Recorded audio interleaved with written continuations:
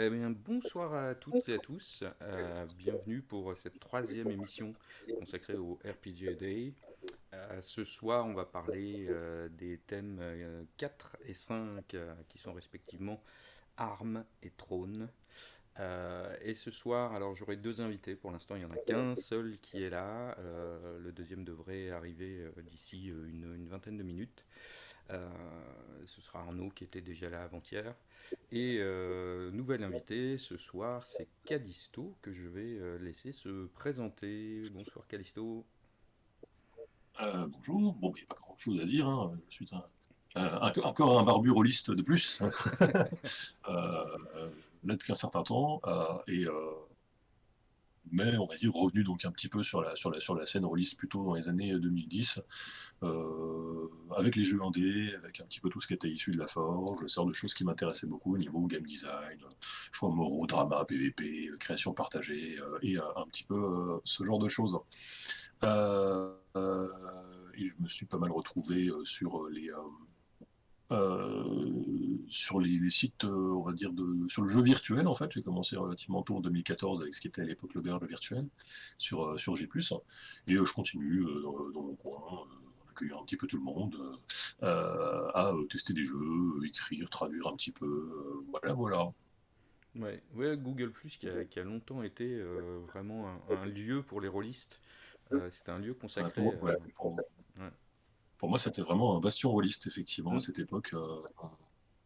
Qui avait un peu supplanté tout ce qui était en blog, puisque tout était centralisé dessus, on choisissait ce qu'on suivait, les gens choisissaient à qui ils diffusaient. Donc on avait, je trouve, une information assez filtrée, peut-être un petit peu comme ce qu'on aurait maintenant avec des Reddit, par exemple. Et, euh, et surtout, au début du jeu virtuel, on avait tout du coup qui était connecté à Gmail. C'est-à-dire que grosso modo, on allait peut-être qu'on faisait un doodle pour trouver une date commune pour faire une partie, mais on enchaînait assez rapidement. On mettait ça dans un agenda Google. On faisait notre jeu sur du Google Hangout qui pouvait gérer les jets de dés. C'était assez marrant. Ils avaient prévu en fait une fonctionnalité de jet de dés dedans.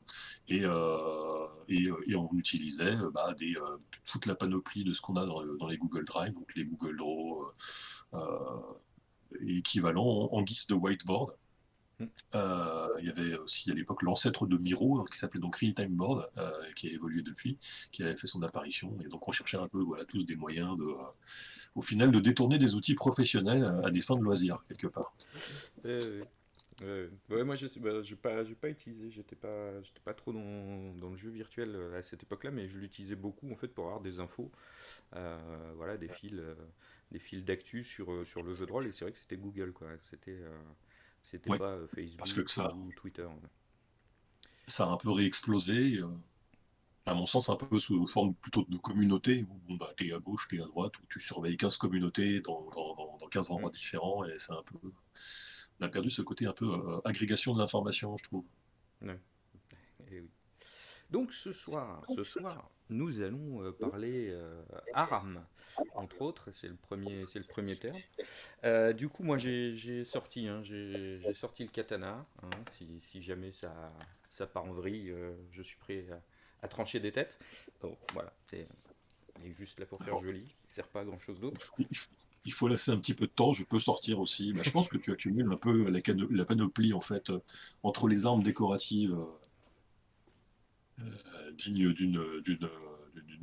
d'un Hercule ou d'un Xena, entre les armes de GN et aussi éventuellement pour moi j'avais les armes de fête médiévale en fait, tu sais, non affûtées mais avec lesquelles tu peux taper quoi.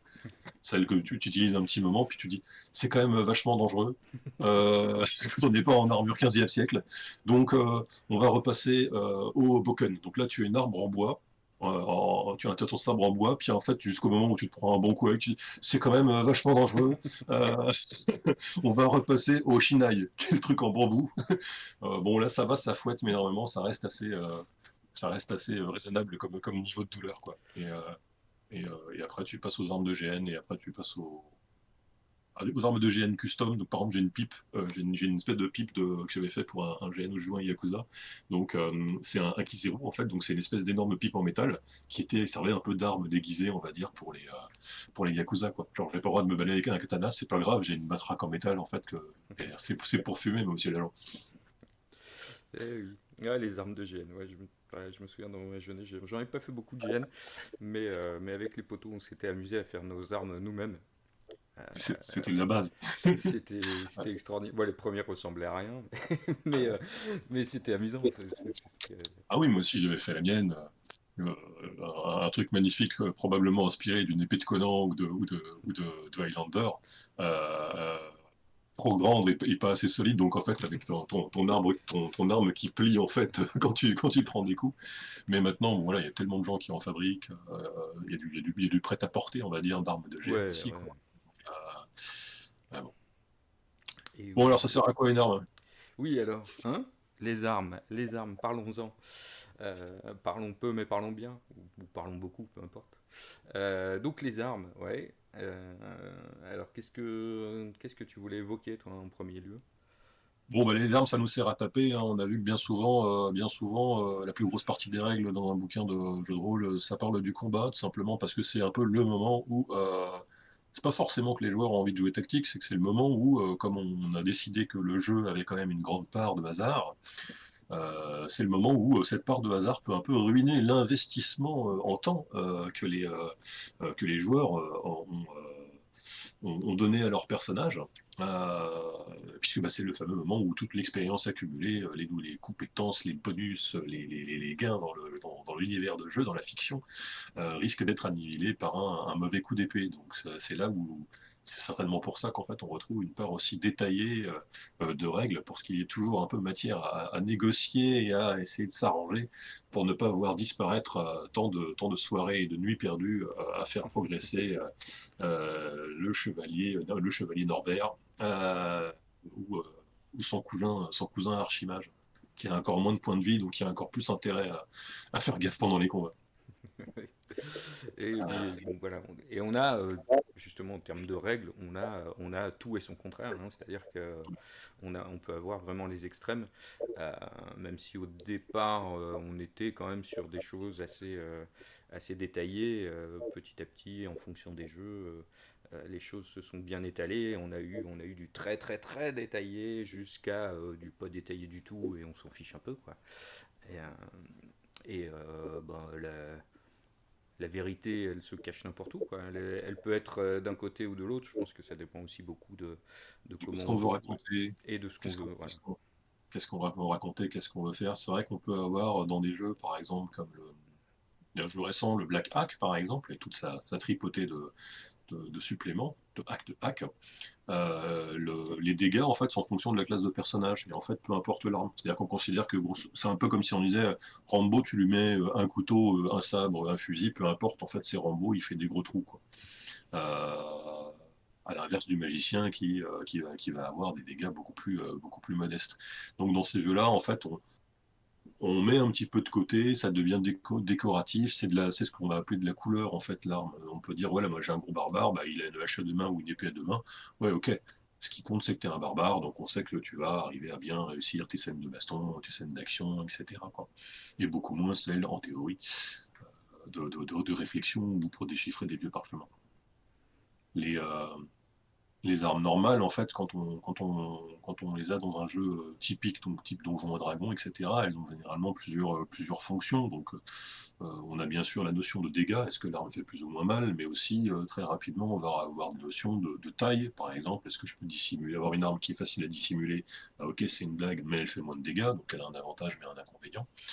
Et tous ces éléments-là sont généralement régis par des règles d'allonge, dans certaines versions des règles de bonus d'initiative, ou au contraire d'être plus lent.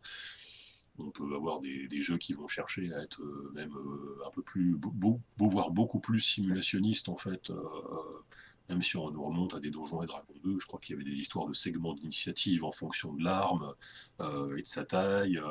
On pourrait avoir des notions de si j'ai une lance, tu as du mal à m'atteindre avec ton couteau, mais si tu arrives à percer, ma défense, c'est bien à ce moment-là, c'est moi qui ai du mal à t'attaquer, puisqu'il faut que je recule pour être à la bonne distance pour utiliser ma lance. Euh, je sais que vous avez déjà fait une émission sur les cartes aussi. Il y a aussi Oui. tout un aspect tactique qui peut être géré avec ça. Genre, est-ce qu'on gère véritablement bien les distances au niveau de la carte? Est-ce qu'une arme de jet a un intérêt? Est-ce qu'elle n'en a pas? Est-ce que il y a des armes qui sont utiles pour percer des protections, que ce soit des armures ou que ce soit des éléments du décor? etc., etc. Mais Euh, on retrouve ça, ouais. On retrouve l'encombrement aussi avec oui, certaines armes, parce que forcément l'énorme épée à deux mains, elle va, ouais. elle va peser beaucoup plus lourd et tu risques d'être un peu plus embêté pour prendre autre chose. Enfin, Ouais, ça à la base, ça nous vient d'une idée en fait d'une gestion intéressante de l'attrition pour que les personnages aient des véritables choix à faire. Style, ok, j'ai ma grosse hache et ma grosse armure et compagnie, et je trimballe toutes les rations de la troupe, mais au final, qu'est-ce que j'ai encore comme place pour porter le trésor? c'est ça. Et en fait, à partir du moment où on sait que ce truc n'est pas vraiment géré ou que c'est des règles qui sont trop compliquées, en fait, tout le monde fout tout dans son inventaire, on sait plus trop ce qu'on a, on sait plus trop ce qui est accessible, et on n'y regarde jamais, quoi. Et je pense qu'il faut avoir des règles de gestion efficaces qui vont vraiment forcer à faire un choix. Alors, tu as vraiment un nombre de slots d'équipements qui sont limités. Et j'aime bien des petits jeux tout récents, type, je dis plus que c'est cela, mais c'est type Knave, Maze Rats, etc. Où, Mm. où un sort, généralement aussi, c'est un peu un mini grimoire, et tu vas devoir utiliser des portions de ton inventaire pour le porter. Donc je crois que c'est dans Knave, hein, euh, où tu as cette notion, du coup, tu peux vraiment choisir ta classe plutôt, c'est plutôt ton équipement en fait qui définit ta classe plus qu'autre chose. Si tu décides de ramasser tous les sorts qui traînent par terre, tu te retrouves avec la moitié de ton inventaire qui est rempli en gros, de petits grimoires de sorts. Que tu sors à loisir pour faire ce que tu voulais, mais tu n'as plus de place pour porter de l'armure et de la viande et du trésor et d'autres armes. Donc j'aime bien quand c'est un réel impact en fait de devoir gérer ton équipement, mais ce qui n'est pas souvent le cas quoi. Ouais, bah, t'as ça Vraiment. avec, ouais, avec le petit jeu, j'ai pu retrouver le nom, où tu joues des petites souris, des petits rats, et puis effectivement t'as Mouse Ritter, tes- je me demande s'il n'y a pas une filiation Mouse Ritter Knave. Enfin, je ne suis ouais, pas expert. ouais, Je mais crois c'est qu'il y ça, a un. Mouse Ritter, où tu as Ouais. tes petits tokens que tu viens placer dans ton inventaire, et donc tu Mm. vois clairement la place que tu as, ouais, non, c'est assez. Tiens, il y avait un jeu moi que j'avais bien aimé qui s'appelait le Old School Hack, et c'était intéressant ce qu'ils avaient, je trouve, ce qu'ils avaient fait avec les armes. Toutes les armes faisaient les mêmes dégâts, mais en fait grosso modo les armes étaient circonstancielles, c'est-à-dire que les armes étaient davantage puissantes dans un certain type d'environnement. Truc que j'avais honteusement pompé d'ailleurs dans un PBTA que j'avais écrit pour faire du Conan le Barbare, avec une notion d'arène, en gros des arènes ouvertes, des arènes encombrées. Et en gros, bon, bah, l'arène ouverte, si tu as une arme de tir ou un truc comme ça, où tu peux viser tranquillou, tu as des bonus de dégâts, grosso modo. Alors que si tu étais une arène encombrée, genre la taverne avec les chaises relevées sur la table, etc., bon, bah, ta hache qui défonce tout avec ton arme lourde te donnait des bonus à ce moment-là. Le but du jeu n'était pas simplement d'obtenir des bonus, mais en fait surtout de créer une volonté de changer le décor. En fait, vous n'êtes pas toujours décrire genre oh, vous êtes dans une pièce, il y a trois pylônes au milieu, et puis en fait d'enchaîner des pièces qui sont identiques et d'essayer au contraire de réfléchir un petit peu pour créer des circonstances. Bah, ok, là vous êtes dans un passage étroit, vous pouvez passer qu'à un de front, mais par contre le gars qui a un couteau, lui, il va être avantagé parce que ça va être par rapport à quelqu'un qui a une épée bâtarde, qui aura beaucoup plus de mal à la manipuler en fait dans ce côté exigu, quoi. Ça, c'était une variation assez intéressante, je trouve, sans rentrer dans les détails techniques, de dire, bah voilà, un type d'arme marche à tel endroit, quoi. Parce qu'on va... Donc on a évoqué un petit peu les différents facteurs qu'on pouvait avoir, et si on prend des listings un peu de Donjons et Dragons, on va des fois avoir des cas un petit peu particuliers, où on va avoir telle arme qui fait peu de dégâts, qui est pas formidable, mais qui coûte pas cher. Ou telle arme qui est là plutôt pour faire partie d'une liste complète, mais où, bon, en comparaison d'autres armes, en fait, on se dit à chaque fois, mais pourquoi voulez-vous que je prenne cette arme? Elle ne sert à rien. Typiquement, la lance en général, dans les Donjons et Dragons, je prends ah non, on n'a pas le droit de dire le nom, mince. Enfin, je sais pas, dans le plus vieux jeu, etc., dans Ouais, sa ouais, cinquième édition, je pense je- qu'on va pas se faire, on va pas se faire on strike est pour fou, ça. on va être poursuivi. Donc l'annonce, en fait, c'est un truc qui fait un des 6 dégâts perçants, mais qui vaut très très pas cher, en fait, puisque ça ne vaut qu'une pièce d'or, alors qu'une épée longue, par exemple, en vaut 15. C'est dire. Et une rapière, 25, alors quelle folie. Sauf que comme les personnages de nos joueurs ont rarement des réels problèmes d'argent, bon bah ils vont plutôt prendre l'arme la plus efficace, ils vont pas trop se sentir contraints ils vont pas trop voir l'intérêt d'une lance en fait qui ne coûte qu'une pièce d'or quoi. Oui, Alors oui. que dans un contexte beaucoup. un peu plus historico-réaliste, la lance, tu te dis, ah, c'est super, il faut un tout petit bout de métal. Voilà, je fais fondre le métal d'une épée, je fais 20 lances avec. Donc je peux équiper un petit village. Ce qui serait quand même vachement, vachement plus intéressant. Ouais, mais c'est vrai que les personnages joueurs ont des goûts de luxe. Ouais. Et Oh, ben non, c'est surtout des goûts d'efficacité, je pense, parce que là, regarde, la rapière, elle vaut plus cher, mais en même temps, si tu as une rapière, tu peux utiliser ton bonus de dextérité au lieu de ton bonus de force, donc tu n'as plus besoin que de une caractéristique à monter au lieu de deux. Donc, et là, j'en viens au vrai débat, monsieur. Comment est-ce que dans un monde, parce que dans tous ces jeux-là, généralement, on nous propose un espèce d'énorme fourre-tout d'armes diverses et variées, sans réellement se poser la question de est-ce qu'il ne devrait pas y avoir une arme dominante à un moment donné? Quand on fait des jeux de cartes, etc., type Magic ou quoi que ce soit, il y a toujours des notions en fait de metagame, quoi. En fait, qu'est-ce qui se passe à ce moment-là? Et donc, quelle est l'arme, quel est le jeu qui est puissant? Et de c'est la même ça, manière, la rapière, a priori, a remplacé les clés morts. la méta du jeu, Ouais, comme, ouais, comme ouais. dans le jeu vidéo aussi, voilà. Mais c'est ça, en fait, Mm. c'est ça. Et généralement, en proposant tout un panachage d'armes, on se pose jamais véritablement cette question de mais normalement, il ne devrait pas y en avoir une qui a supplanté une autre, quoi. On m'avait offert une bande dessinée, je crois que ça s'appelle Le Maître d'Armes. Je ne sais pas dans quelle mesure c'était, enfin, ça devait être inspiré de personnages réels, justement, un peu à la jonction peut-être des Talofers et autres noms de Himalastreza, j'espère que je ne dis pas de bêtises. Euh, c'est le moment où en fait on a un maître d'armes dans la BD, on nous raconte on a un maître d'armes qui manie l'épée longue en fait, donc il manie à deux mains hein, comme une bâtarde en fait. Et en fait la cour, on favorise désormais davantage la rapière, qui est plus facile, qui est aussi mortelle, mais plus facile à utiliser. Il y a besoin d'avoir moins de muscles parce on fait pas des grands allers-retours et des grands moulinets avec une grosse masse de métal. Rappelons que c'est pas une énorme masse de métal, hein, une épée, mais quand on la tient à bout de bras assez rapidement, ça fatigue un peu, même si ça pèse que 2-3 kilos. Et la BD est orientée en fait sur cette notion un petit peu de transition et des valeurs qui étaient aussi associées un peu plus chevaleresques en fait avec l'épée. Euh, donc voilà, moi c'est des choses où j'ai avec l'univers Donjons et Dragons qui est toujours une espèce de mélange, on ne sait pas trop quoi au niveau historique, mais avec des armures de plate du XVe siècle plutôt, tout en ayant des armes beaucoup plus primitives. C'est toujours quelque chose qui me travaille un petit peu et qui me fait éviter le kitchen sink en fait de Donjons et Dragonesque.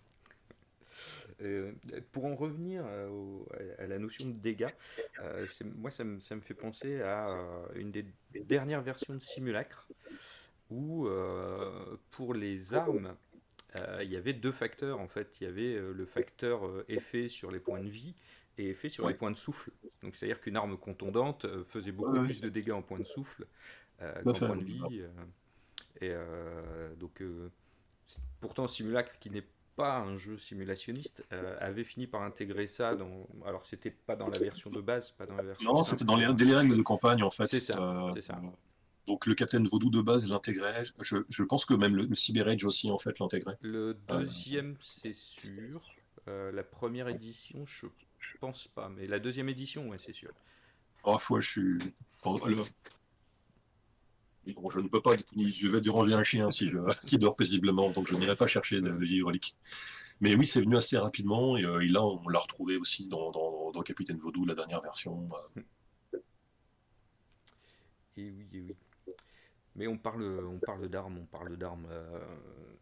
classiques, Alors, d'armes normales. Mais oui, le jeu ah, de il y avait un rôle. petit point quand même.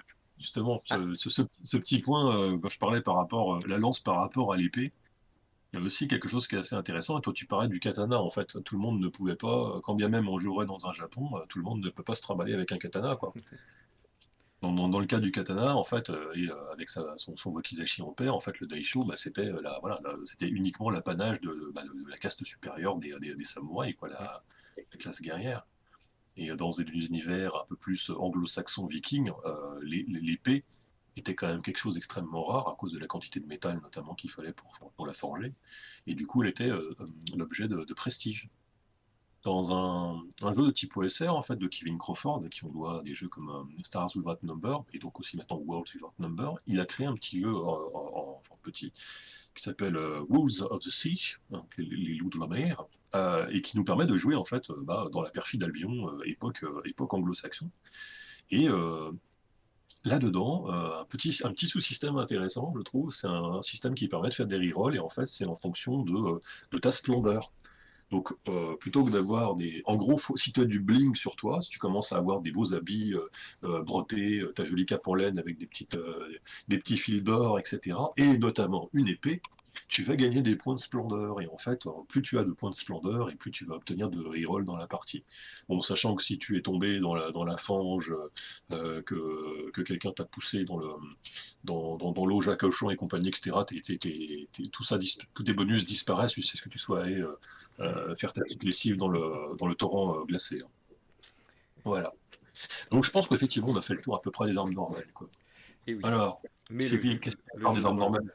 le jeu de rôle, ça sert aussi à développer autre chose que des armes normales et du médiéval simple. Ça permet aussi de travailler du médiéval fantastique, et de la Et on n'a pas science-fiction. évoqué le moderne, mais Et oui, j'avais, dans les jeux modernes, il y avait quand même des armes emblématiques, dans des jeux auxquels on ne s'y attendait pas. J'ai le souvenir une tripotée en fait de pages d'armes dans le jeu Cult, qui est un jeu d'horreur face auquel tu tombes sur des monstres théoriquement lesquels tu ne peux rien. Sauf peut-être si tu as l'espèce de gros méga bazooka de la mort qui fait des blessures qui tue vraiment même les monstres. Et, euh, et pareil, en fait, quand on va avoir du Cthulhu mais qu'on va avoir de la dynamite, bon, bah, à partir du moment où c'est dans le bouquin et qu'a priori on peut en choper, bon, bah, ça veut dire qu'on peut l'utiliser, quoi. C'est un petit peu comme la liste étendue d'armes dans le médiéval fantastique, quoi. À partir du moment où on a mis le catalogue à disposition des joueurs, ils vont forcément chercher ce qui fait les plus gros trous. et oui, bah oui. Comme en SF hein, aussi, ou même sur le cyberpunk, Ah, les miniguns de Shadowrun, voilà, les lames monofilaments, évidemment, parce que classique. c'est le genre de choses. Bah, mais en réalité, enfin, dans la SF, toutes ces armes là, comme ça un petit peu particulières hors normes, elles vont s'apparenter à ce sur quoi on va arriver là, c'est-à-dire ce qu'on appelle les armes un peu magiques, Ouais. les armes qui offrent des bonus par rapport aux armes classiques. Ah, ou même plutôt c'est vrai que dans leur version extrêmement simple, ce sont des armes qui vont donner des bonus, quoi. Mais après, on pourrait dire qu'une arme magique, c'est ce qui va permettre de faire ce qui n'est pas possible ce qui ne serait pas possible autrement, quoi. Et c'est là où on va, allez, on aborde nos petites armes avec des bonus. Au début, dans un donjon à l'ancienne, quand on a je ne sais pas moi, un 15 dans une caractéristique, donc une très bonne caractéristique, et que ça ne nous donne qu'un petit, je sais pas, ça doit être un plus un à l'époque, enfin un plus un sur un dé de 20, et ben quand on trouvait une petite arme, même une petite dague le plus un, ça doublait quand même notre bonus, notre bonus de caractéristiques pour toucher. C'était quelque chose qui était quand même assez impactant en fait au final. Donc ça avait quand même de la valeur. Et, tiens, quand on parle d'arme plus un, en fait, bien souvent dans bien des jeux qu'on va vouloir low fantasy, une arme plus un, c'est simplement une arme qui a été, c'est une arme de bonne qualité, quoi. C'est un bon acier, l'acier butanien dans Conan, ou des choses de ce genre-là, qui vont avoir à peu près le même équivalent sans être véritablement magiques, c'est juste qu'elles ont bien été forgées, quoi. Oui, l'histoire de Après, l'arme a son importance aussi. ouais. Après, si on retranspose cette arme dans un contexte davantage de troisième édition à cinquième édition, où des bonus vont bon train et où un personnage peut bien avoir déjà un plus 4, plus 5 pour toucher dès le début, si on dit hey, super, tu as trouvé une dague plus un, ouais, ça se vend combien? Parce qu'ils vont pas trop savoir quoi en faire, parce que ça va pas modifier drastiquement leur chance de réussite, quoi. Et, euh, et, à l'époque où, oui, on tirait tous ces bonus sur des tables aléatoires. Est-ce que l'épée est consciente? Est-ce qu'elle peut parler en plus? Tellement de choses beaucoup plus intéressantes en fait que le simple bonus. Parce que ça allait apporter en fait à la fiction ou comme solution à des problèmes là où il n'y avait pas trop de caractéristiques et de compétences, on va dire, plutôt pour faire face à toutes les situations, il lui fallait de l'ingéniosité, quoi. Ouais, ben, moi, en faisant quelques excavations aussi, j'ai ressorti des vieux Dragon Magazine parce que j'avais le souvenir et je l'ai retrouvé Sur les plus magiques. d'une épée magique Voilà. qui était extraordinaire. Alors Dragon Magazine, ce qui était bien, c'était le second degré et toutes les histoires complètement ridicules qui pouvaient sortir. Et donc là, on avait Puy-Fouf. Puy-Fouf, c'est une épée Quard. Donc en Il fait, n'y avait pas il y avait pas dans le même truc, il n'y avait pas une épée avec genre, je sais pas, une poignée en corail avec des espèces de petits trucs qui sortaient pour sucer de l'énergie ou je ne sais quoi. ça ne doit pas être dans celui-là. Là, tu as quelques exemples d'épées magiques. Mais Puy-Fouf, du coup, en fait, elle a deux visages, un sur sa garde et un sur son pommeau. Et elle est Quard. Et donc, dès que tu la sors de son fourreau, elle se met à hurler et à pleurer. Ah, Et elle se secoue, en fait, dans ta main pour essayer de tomber par terre. en fait, ouais. Elle tremble pour tomber par terre. C'est voilà, c'est ce genre de choses extraordinaires qu'on Oui, pouvait mais trouver. pourquoi est-ce qu'un objet magique voudrait toujours coopérer? Bah, c'est ça. Ah, une autre arme aussi qui avait été développée, enfin pas développée, mais en fait c'était dans le courrier des lecteurs d'un Dragon Magazine. Donc je suis pas certain que c'était toujours de vrais lecteurs hein, qui faisaient le courrier des lecteurs dans Dragon Magazine parce que en lisant, Laisse-moi les illusions de mon enfance. en lisant la question, je vais le lire parce que c'est vraiment extraordinaire parce que la réponse est formidable aussi parce qu'elle elle est très sérieuse. Ah, je suis obligé d'enlever mes lunettes, je suis vieux. Excusez-moi. Donc c'est comment gérer en combat un combat où un demi-ogre se bat contre ses adversaires en frappant avec un nain en armure de plate magique muni de grosses pointes. Ah Donc oui, déjà la question. Tu vois. Et donc ils répondent enfin, très sérieusement. oui, aussi sérieusement que possible. Voilà, c'est ça. C'est pour commencer, on considère que le demi-ogre n'a pas la compétence martiale au nain en armure à pointe. Un malus de -2 s'applique donc à ses attaques. Bien que magique, l'armure ne lui donne pas de bonus pour toucher. Par contre, on peut décider qu'elle peut atteindre des créatures touchées seulement par des armes magiques. Oui, oui, oui. Ensuite, le nain n'est pas particulièrement maniable. En supposant que le demi-ogre le tienne par les pieds, il faudrait pour que l'arme soit bien équilibrée que la tête soit la partie la plus lourde, improbable chez le nain où l'essentiel du poids est dans le ventre. On décrète donc que le facteur de vitesse de l'arme est de 13 et qu'elle Voilà. nécessite un espace important pour être utilisée comme une taille G. Passons aux dégâts. D'après le catalogue des armes en équipement, une armure de pointe portée par une créature de petite taille inflige 1 ou 2 points de dégâts perforants par coup, mais ceci quand le porteur de l'armure lui-même attaque. Quand l'armure est utilisée par une tierce personne, on peut y ajouter les dégâts contondants, équivalents à ceux d'un gourdin. Le nain est lourd certes, mais l'impact est amorti par sa malléabilité. L'arme occasionne donc un des 6 plus un des 2 de points de dégâts, compte non tenu des bonus de force du demi-ogre. Il est bien évident que le nain subira quelques dégâts dans l'histoire. Nous suggérons un des 3 par coup donné, en comptant les bonus de force du demi-ogre quand le coup porte. Et à quand un comité de sauvegarde des nains. Voilà, Écoute, ça donne du panache, moi je trouve, c'est finalement, même si c'est pas extraordinaire. extrêmement intéressant, je pense que ça donne quand même taper avec un nain en armure, ça reste Voilà. assez sympathique. Et oui, et Dragon Magazine était quand même extraordinaire pour ça. Je devrais presque en profiter pour lancer un appel. Je suis censé avoir gagné avec la description d'une épée de type Excalibur, si je me rappelle bien, pour Simulacre, à cette époque de fanzine, en fait, fort nombreux.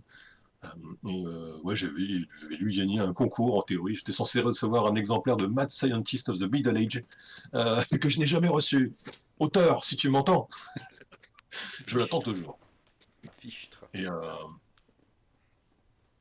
qu'est-ce qu'on avait de beau? Alors, l'objet magique, on a vu donc il n'est pas toujours coopératif, hein. Si on parle de certains anneaux, par exemple, dans une certaine histoire, avec des gens de petite taille, euh, l'objet magique, souvent, en dehors de sa puissance en lui-même, je disais, l'objet magique peut être quelque chose qui peut voilà, faire ce qu'on ne peut pas faire autrement, quoi. Et, ça peut être sauver le monde, battre le monstre invincible, et, un gros argument quand l'objet magique n'est pas forcément qu'une récompense et un objet qui va permettre de taper plus fort, ça peut être aussi un moteur de quête, tout simplement. Que la quête, ça soit d'aller ramener un anneau à l'autre bout du monde pour le jeter dans un volcan, Mm. ou que ce soit d'aller reforger une épée cassée qui permettrait éventuellement d'aller taper un grand méchant sorti du frigo récemment. Oui, bah voilà. D'ailleurs, Masters of the Universe Revelation est exactement dans ce dans ce cadre-là. On ne spoil pas, j'en suis qu'à 4 ou 5 épisodes. Bah, il y en a que 5. Pour l'instant, il y en a que 5. Donc, Ah bah, merde, je suis pas, bah, je suis bien alors, on est bien. ouais. Cela étant dit, il y a des combats assez épiques, hein. Premier épisode, j'avoue que j'ai bien aimé. Voilà. Ah, moi, j'ai beaucoup aimé aussi. Alors, il y a une grosse fronde aux États-Unis contre Kevin Smith, là, Ouais, parce que forcément, on le voit pas forcément beaucoup, oui, voilà, oui. Musclor. Mais on ne va pas spoiler, mais moi-même, j'ai été un peu surpris. Enfin, c'est surtout quand j'ai vu le truc. La saison 2 sera féministe ou quelque chose comme ça. Je dis, mais je pensais que la saison 1 l'était déjà. En fait, il y avait déjà plein de personnages féminins forts, etc. Bon, je m'étais laissé la surprise de voir ce qui se passait dans la suite de la saison 1 pour voir si quelque chose justifiait en fait cette promesse, quoi. Mais c'est Euh, vrai que je pense que les gens, ils avaient déjà eu un She-Ra un peu du même genre, donc peut-être qu'ils s'attendaient à voir autre chose. Attention, gros spoiler. Attention, je vais spoiler un truc qui se passe et qui m'a atrocement bouleversé dans l'épisode 1. Donc voilà, ceux qui ne veulent pas l'entendre. Ils ont tué Moussor. Qu'est-ce que c'est que ça? Mais quand même, qu'est-ce que c'est vrai, c'est vrai. Moussor, il arrive, gros pouvoir, hein. C'est un des personnages les plus. Il y avait eu un dessin animé qui n'a pas été traduit en français, qui était en 2002, et qui était vachement bien. Je crois que ça n'a pas été traduit en français, ce truc-là. Ça ne me dit rien. Et ben, c'était bien, c'était pas mal niveau animation, niveau histoire, avec une histoire suivie, hein, pas du tout comme les épisodes de base de Musclor que quand tu les regardes en DVD avec tristesse, tu te dis mais pourquoi je regardais ça? Oui, Pourquoi il y a pas Skeletor dans l'épisode?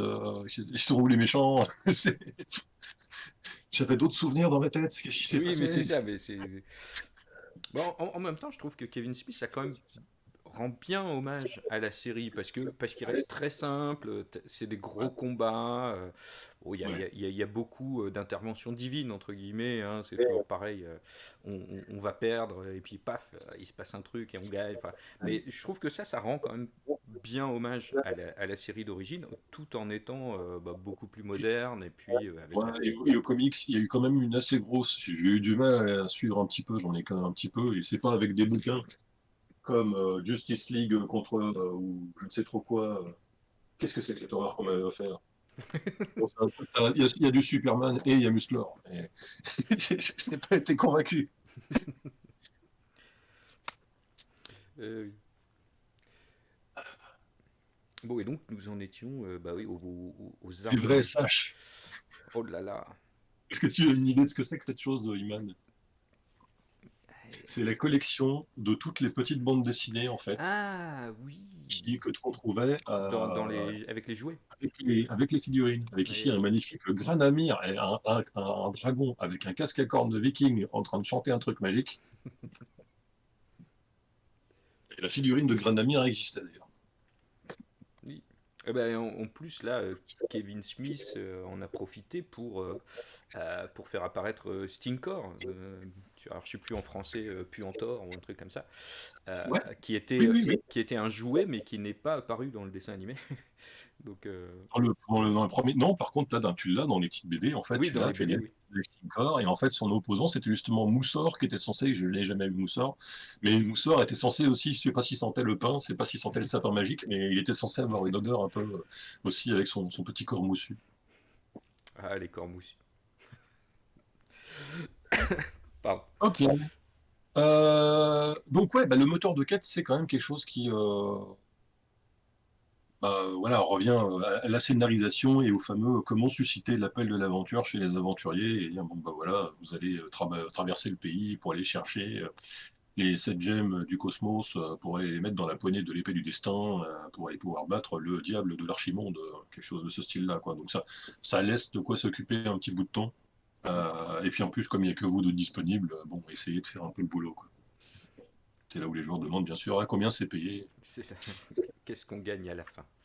Voilà. Et tu leur dis, écoute, refais-nous un personnage, mais qui soit motivé par l'aventure. Oui, oui, un niveau 1. Non, finalement, ton niveau 3, il veut bien aller se battre. Bon, alors on a eu notre épée trouillarde avec une personnalité, là, mais les épées qui ont une personnalité, on en a toute une série. Eh oui. On peut mettre ça un petit peu sous le label Arme Dieu, qui finalement est assez répandu dans les jeux de rôle depuis son ancêtre Stormbringer, donc avec Elric et son épée pas très gentille, qui a tendance un peu à absorber l'énergie et à se planter dans les mauvaises personnes pour nourrir et régénérer un petit peu notre albinos maudit. Alors Stormbringer, moi personnellement, j'y ai pas joué. Je le voyais chez mes petits camarades de lycée avec leurs armures surpuissantes, leurs armures démons, leurs armes démons, Oui, c'est leurs je ça. sais pas, démons. Où tu te disais, je pense qu'il faut vraiment jouer sorcier dans ce jeu, sinon ça va pas être très très fun.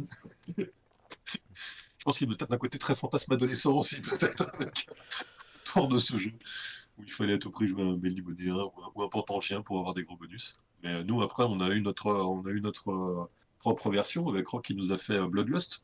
Alors, bon, et Bloodlust, hein,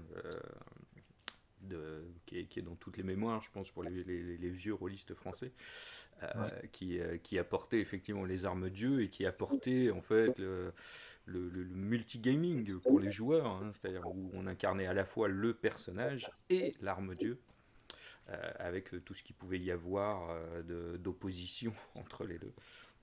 Ouais, c'est vrai que ça donnait déjà des perspectives de jeu. Il y avait plusieurs moyens en fait de le gérer. Je sais pas dans le premier jeu comment c'était exposé, mais en termes de possibilités, déjà le simple fait ouais, de pouvoir jouer, de se dire ok, on va jouer les deux, mais on pourrait faire autre chose. On pourrait dire que l'arme est jouée par le voisin de Mm. gauche, un petit peu comme ce qu'on avait aussi dans Race, où ton ombre peut être joué par un autre personnage.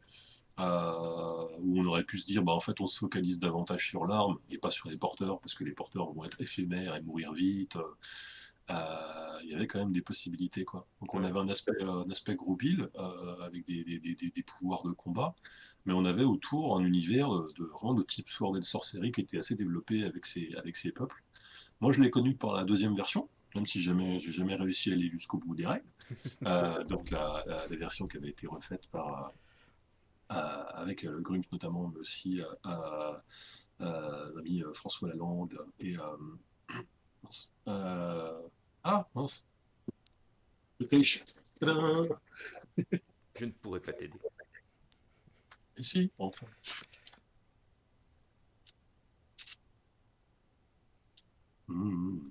Et Raphaël Colombo. Ouais. D'ailleurs, François et Raphaël ont continué et continuent certainement à sortir un espèce de petit fanzine hyper détaillé. Ils ont fait je sais pas combien de numéros du Chagar enchaîné, en continuant de développer leur univers, en sachant qu'on était quand même déjà pas sur Mm. on n'était pas sur du petit bouquin, hein, puisque ça faisait déjà 400 pages de base avec multi-illustration du Grumpf en tous les sens. Euh, il y avait du travail là-dessus, quoi. Un système peut-être un peu lourd, le système métal en même temps, hein, métal ça ne pèse pas à rien.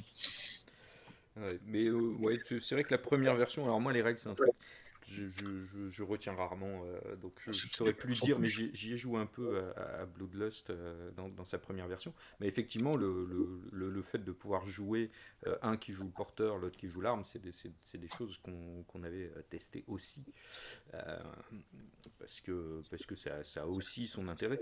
Mais après, voilà, Croc, je crois qu'il a toujours eu hein, ce côté, des fois il y a des côtés très très bourrins dans ce qu'il fait, et à côté de ça il fait des choses où il y a énormément de profondeur. Animonde c'est Croc, hein, Et bien justement, je voulais enchaîner avec Animonde, vas-y. bah, Parce que Animonde, au final, qu'est-ce qu'on a à la place des armes? Alors, Animonde, je n'y ai pas joué non plus. En fait, moi, j'ai toujours attendu la version qui était annoncée avec toute petite image de Bruno Bellamy dans des casus belli où on nous promettait une version simulacre. Et donc, je n'ai jamais eu entre mes mains, en fait, Animonde, mais je connaissais le concept. Et donc, c'était avec de l'empathie, en fait, ou un mm, truc comme ça. Tu avais des petits animaux qui assuraient les différentes fonctions d'équipement, et y compris celles des armes, quoi.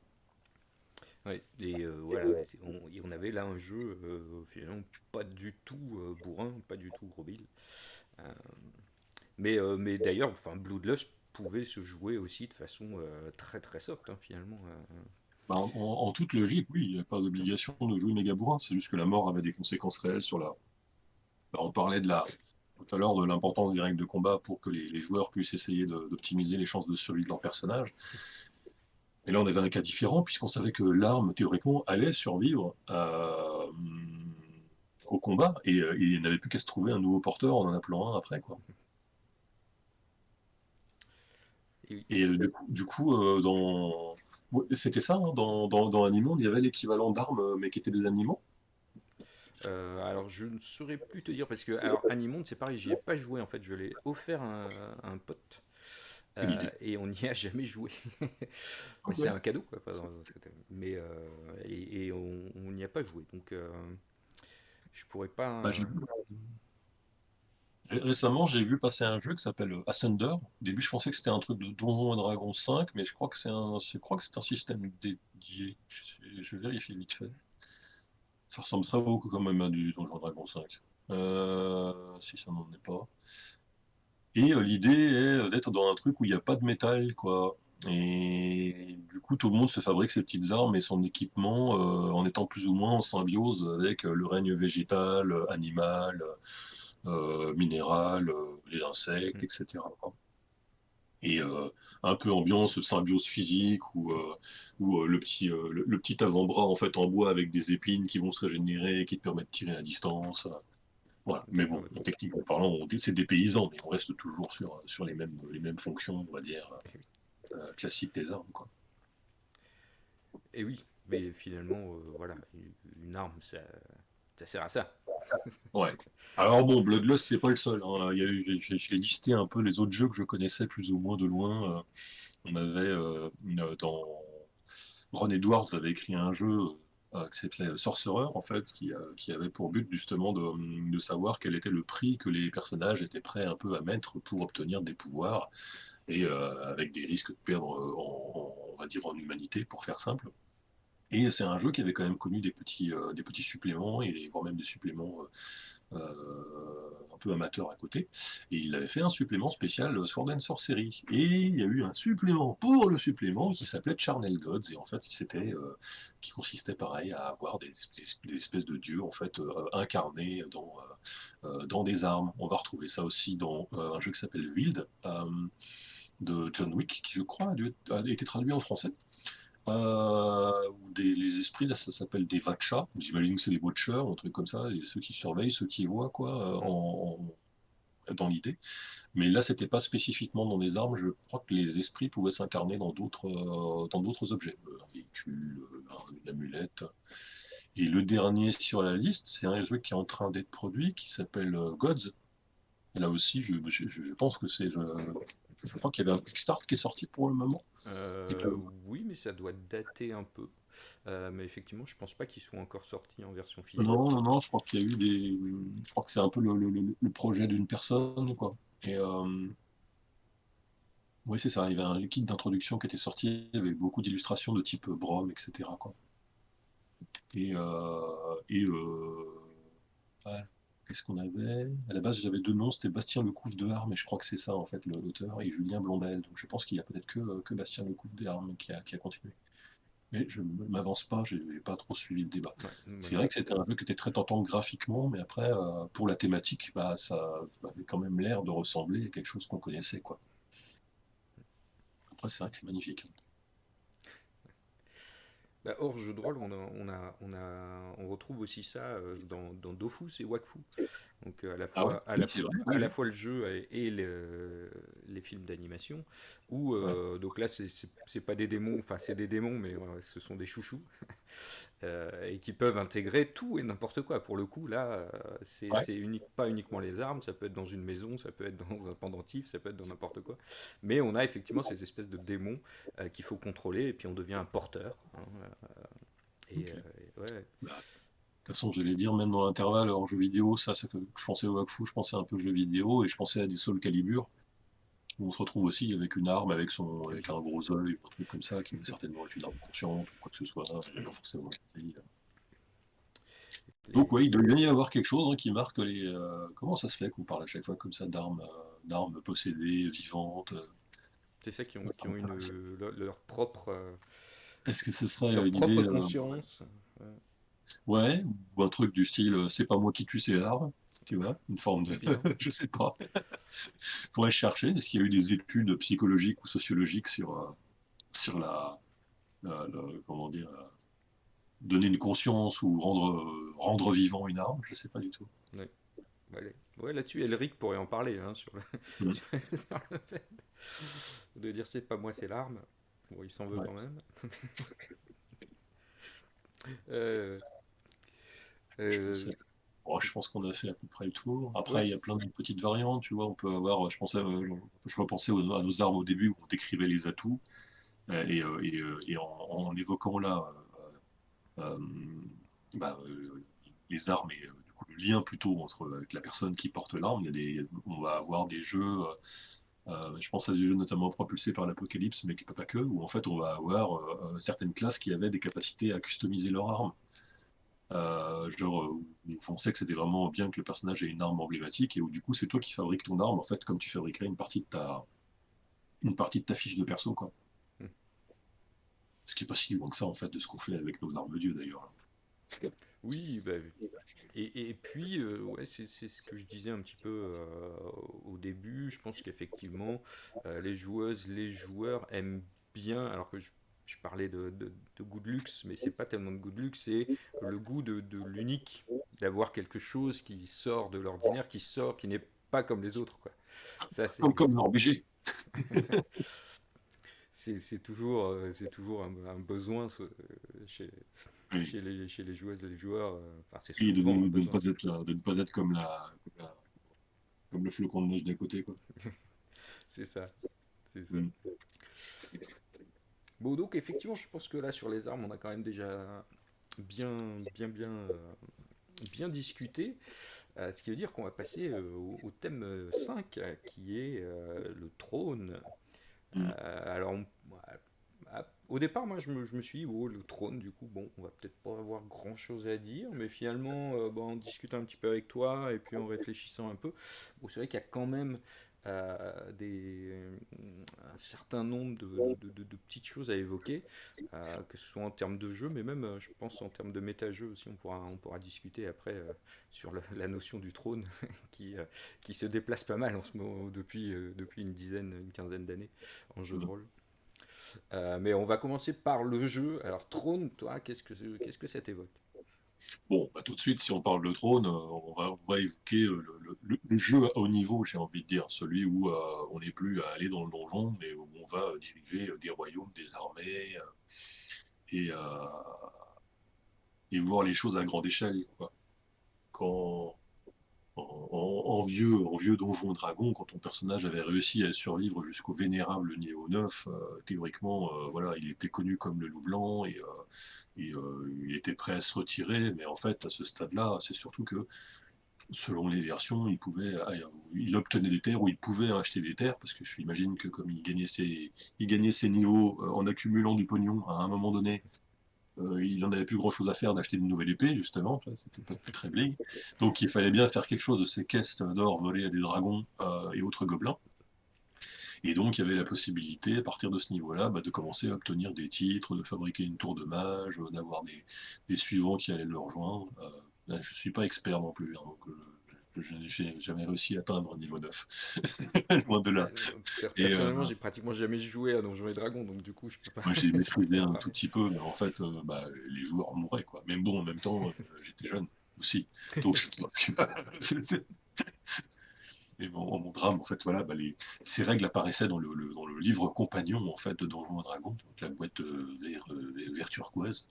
Et à mon grand drame, j'avais bien une boîte rouge, mais à mon grand dame, je n'ai jamais trouvé la boîte bleue à l'époque. Un salopard, avait déjà acheté la boîte expert, ce qui fait qu'il y a eu un gap impossible à combler Ah, c'est drôle. à mon niveau. Et là, ça se trouve, je serais un joueur différent si on m'avait laissé avoir une boîte expert à l'époque. Peut-être que je ne serais pas tourné vers le jeu indé ou des choses comme ça.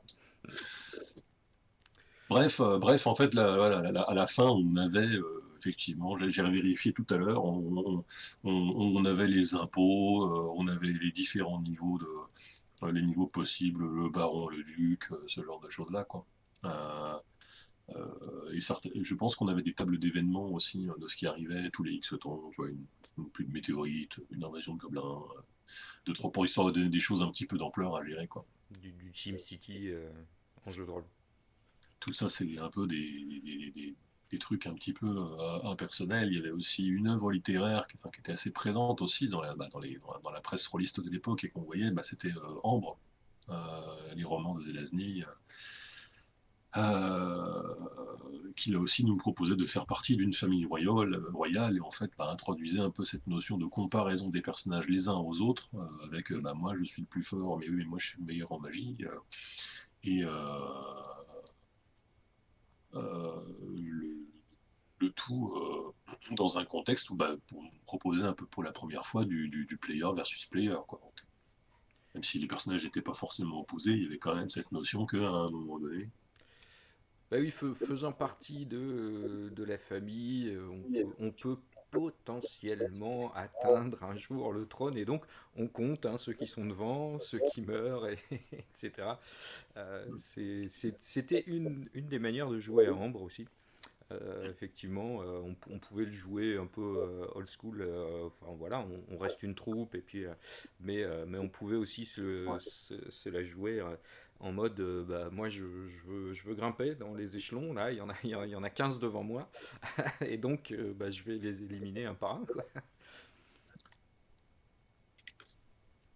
un jeu qui me faisait penser aussi un petit peu à lecture, parce que les personnages étaient très, très aventureux, très, un peu chevaleresque, un peu capé d'épée, je trouvais. C'était House of the Blooded, qui est de John Wick, encore une fois, comme L5R, et, qui a eu un peu cette déclinaison aussi, version samouraï, sous le nom de Blood and Honor, le sang et honneur. Ça a été traduit en français, celui-là. Oui, ben je l'ai Ouais, sous la main. Je vais le montrer. Je vais le montrer. Elle est là. montre donc, c'est un Voilà. joli petit ouvrage. Le sang et honneur. Qui est très très joli, ouais. Et même Ok. l'intérieur hein, est vraiment superbement fait Et et superbement illustré. Ouais, c'est une belle, c'est un bel objet. ouais, bel objet. Un beau livre-objet. Et dans House of the Bloody, on jouait en fait les membres de familles nobles d'un peuple imaginaire, mais dont une bonne partie du bouquin consistait à relater en fait un peu ce peuple comme s'il avait véritablement existé. Et d'ailleurs, je pense que oui, c'est ça, il y avait les caractéristiques, c'était un peu l'ambiance dans les maisons, c'était genre renard, loup, cerf, etc. Donc des choses qui nous rappellent peut-être aussi d'autres romans est-ce que ça devait déjà exister, hein, parce que Game of Thrones, en fait, c'est pas tout jeune non plus, hein, comme Non, c'est pas tout littérature. jeune, ouais. Non, non. Ouais. Bon, je crois que j'avais déjà. Oui, c'est ça. Bon, après, même historiquement, les animaux sur les armoiries, c'est. Oui, oui, bien sûr. Euh, Et ce jeu, donc à la base, nous proposait pas spécialement de jouer des rois, reines ou autres, mais il y avait quand même une notion un peu de progression dans le temps. C'est-à-dire que dans les deux versions du jeu, on fait des aventures, on va dire, pendant les saisons actives, et on avait un peu la saison morte, je crois, pendant l'hiver, où tu commences à essayer de faire un peu progresser à un autre niveau ton personnage, donc y compris voilà, passer baron, duc, un peu comme ce qu'on avait évoqué pour Ludon, je crois. Oui, bah dans Sang et Honneur, en fait, tu gères le clan. Donc tu as Tu ton gères le domaine. personnage Ouais, et ouais. tu gères le clan et tu décides de ce que tu vas faire effectivement pendant Mm, ce hors game finalement, ce que ouais. tu vas faire du clan, ce que tu souhaites développer, etc. Alors il y avait un setting aussi pour Donjons et Dragons 2, qui était quand même un petit peu, quand on demande aux gens, je pense, pourquoi est-ce que Donjons et Dragons 2 a laissé une assez grosse marque dans les mémoires, c'est parce que c'était là où les univers vraiment emblématiques, comme Darksun, Ravenloft, Planescape, et d'autres, Al-Qadim aussi, avec le monde des mille et une nuits. Pas mal de choses en fait sont nées à ce moment-là avec cet univers. Et il y avait, si je dis pas de bêtises, c'était aussi en Donjons Dragon 2 qui avait eu Birthright et qui avait pour but justement de mettre des personnages à la tête de maisons nobles, euh, soit en jouant en gros les conseillers, les big boss d'une maison noble, soit en jouant chacun un suzerain d'une certaine envergure, quoi. Donc, le jeu a pas eu une gamme extrêmement longue. Je crois que ça a duré que 2, 3 ans, en fait, la série. Alors, ça a peut-être aussi un peu coïncidé. Euh, je me demande si c'est pas, en fait, si c'est pas peut-être le dernier setting qui est sorti avant que ce soit Wizard of the Coast Ah, je ne sais pas. qui rachète TSR. Parce que ça devait être genre 95, 96 ou quelque chose de ce goût-là, en fait, pour cette création, pour cet univers-là, quoi. Enfin, en tout cas, a priori, ça permettait de faire à peu près ce qu'on va retrouver dans un jeu beaucoup plus ciblé, un jeu qui s'appelle A Song of Ice and Fire. Donc le jeu, à proprement parler de Game of Thrones, avant qu'on en appelle tout ça Game of Thrones, parce que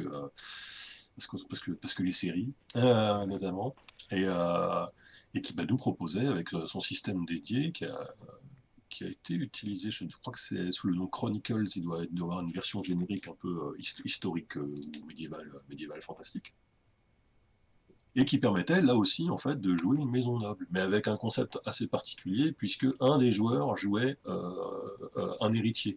Donc lui il devait mettre des points en gros en statut ou pour avoir son titre, et les autres personnages autour jouent les équivalents locaux dans le monde de Game of Thrones, des, du moine, du guerrier, etc. Quoi.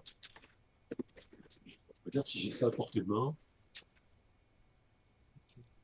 Oui, si. Bon, là j'ai une des premières éditions qui était en version de poche. Je crois que ça a été refait après, version un petit peu augmentée. Ouais, je pense que Ouais, ça a été fait en cartonné, je pense. ouais, c'est ça. Mais puis c'était assez synthétique en fait comme système. C'était pas trop lourd. C'était aussi sympathiquement illustré. Moi, j'avais pas trop accroché à l'aspect. Voilà, t'as un perso entre guillemets qui est un peu sacrifié juste pour avoir des points et en même temps, bon, il est plus fort, mais il est plus fort parce qu'il a le statut, mais il sait rien faire, quoi. Et je crois qu'il y avait pas mal de règles justement sur comment créer ton domaine, euh, ce que tu pouvais mettre dedans, des avantages et des défauts, en fonction de. Ouais, voilà, c'est ça. Il y a plein de trucs en fonction de ton royaume de départ. Qu'est-ce que tu pouvais générer ça de manière aléatoire. Euh, Tiens, je sais pas si on va voir assez près, mais là en fait on va Oui, oui. voir sur des petites tables les différents bonus qu'on peut avoir aux caractéristiques en fait de domaine selon le royaume de départ, quoi. Ouais, c'est un peu dégueulasse. Si on voit un tout petit peu, quoi. Donc voilà, par exemple, on avait les royaumes, le Nord, les îles de Fer, euh, Dorne, etc. Et des caractéristiques comme la défense, l'influence, l'ampleur des terres, la loi, la population, Mhm. le pouvoir et la richesse. Donc tous ces petits éléments qui, après, il y avait aussi des tables un peu d'événements historiques qui allaient modifier tout ça. Euh, la possibilité de rajouter des bâtiments qui demandaient tant d'investissement, etc., etc., quoi.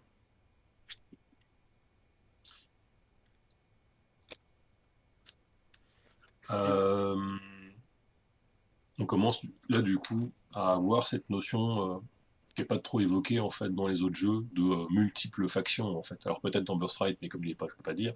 Mais c'est là où on commence à voir apparaître cet aspect de ouais d'accord, on a créé notre clan, mais lui-même il appartient, enfin notre domaine, mais lui-même il appartient à la terre de quelqu'un qui est au-dessus, un suzerain, un supérieur, un roi. Et surtout, on commence à avoir des voisins antagonistes, donc en fait du jeu de faction quoi.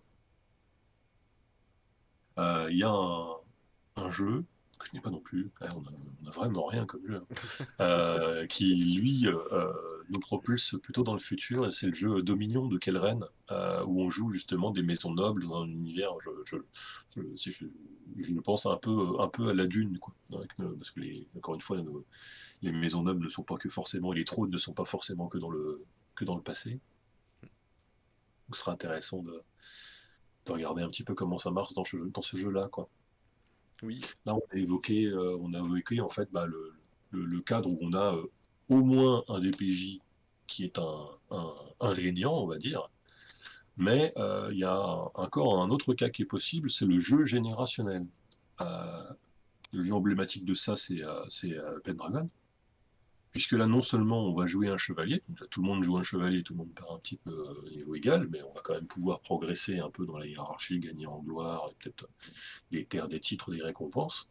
Mais c'est surtout que, une fois, on ne s'arrête pas en fait au personnage, puisque déjà en l'ayant créé, on se sera interrogé sur les origines, ses parents, qu'est-ce qui s'est passé avant, et au travers d'une très longue campagne, notamment qui était proposée avec le jeu de base, on allait pouvoir jouer aussi les héritiers, quoi. C'est-à-dire que quand le personnage meurt malencontreusement dans un tournoi d'un coup de lance, ou contre un troll, un dragon et autres, il y allait voir la possibilité de récupérer toute une certaine partie en fait de ce temps investi dans le premier chevalier pour le reporter sur un héritier, un suivant, un ami, un frère, un cousin, et donc de continuer l'histoire en fait au travers du temps, quoi.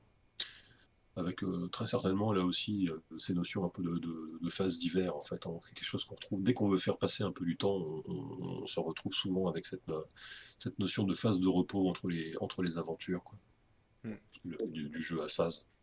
Oui, et ben, on se rend compte hein, finalement que c'est pas si récent que ça, hein, l'idée d'avoir un domaine, de gérer autre chose qu'un personnage.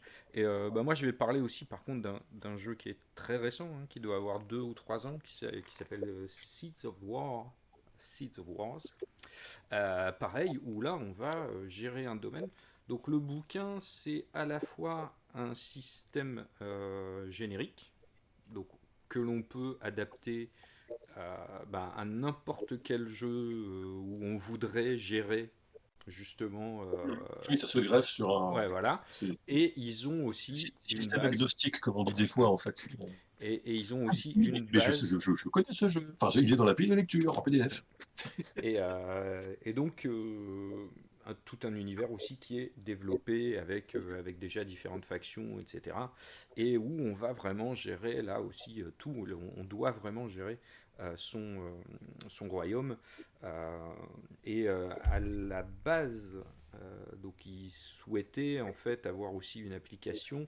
Je sais qu'ils ont refait un financement participatif, mais je ne sais pas ce que ça a donné, je ne l'ai pas fait, pour avoir justement une application où les personnes qui jouent à Seeds of Wars peuvent influencer directement sur l'ensemble du monde de Seeds of Wars.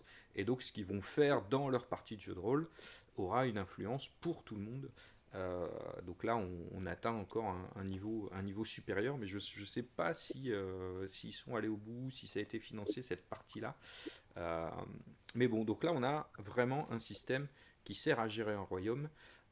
Donc un petit univers si on veut avec, enfin un petit univers déjà pas mal développé, mais aussi la possibilité de l'intégrer à n'importe quel système de jeu, quoi. Donc, Ah, et le petit titre en dessous, c'est Seeds of War, c'est Strategy Roleplay, quoi. oui, oui, c'est vraiment ça. Là, le but, c'est vraiment la gestion. Euh, et Avec il cette y a notion une grande ouais, carte aussi pour cette faire notion des de, combats. de temps mort et de faction et de temps mort, c'est aussi, il doit certainement y avoir ça, quelque chose qui existe dans ce goût-là, dans les jeux Forge in the Dark, en fait, les œufs tirés de Blades in the Dark. C'est quasiment obligé que quelqu'un ait pensé à faire quelque chose de ce style-là, puisque rien que dans le jeu de base, tu gères ta troupe de petits brigands, et tu as cette notion de différent, à la fois faire monter ton perso, mais aussi gérer la progression et les évolutions, les avancements en termes d'XP de ton gang, en fait. Donc c'est quasi obligé que quelqu'un. Il y avait une version où on jouait une compagnie de mercenaires, Band of Blades. Donc si ça n'existe pas déjà, ça existera certainement à un moment donné, en fait, une version équivalente où tu gères ton royaume, quoi. Et oui, mais En, alors, en jeu. Ouais.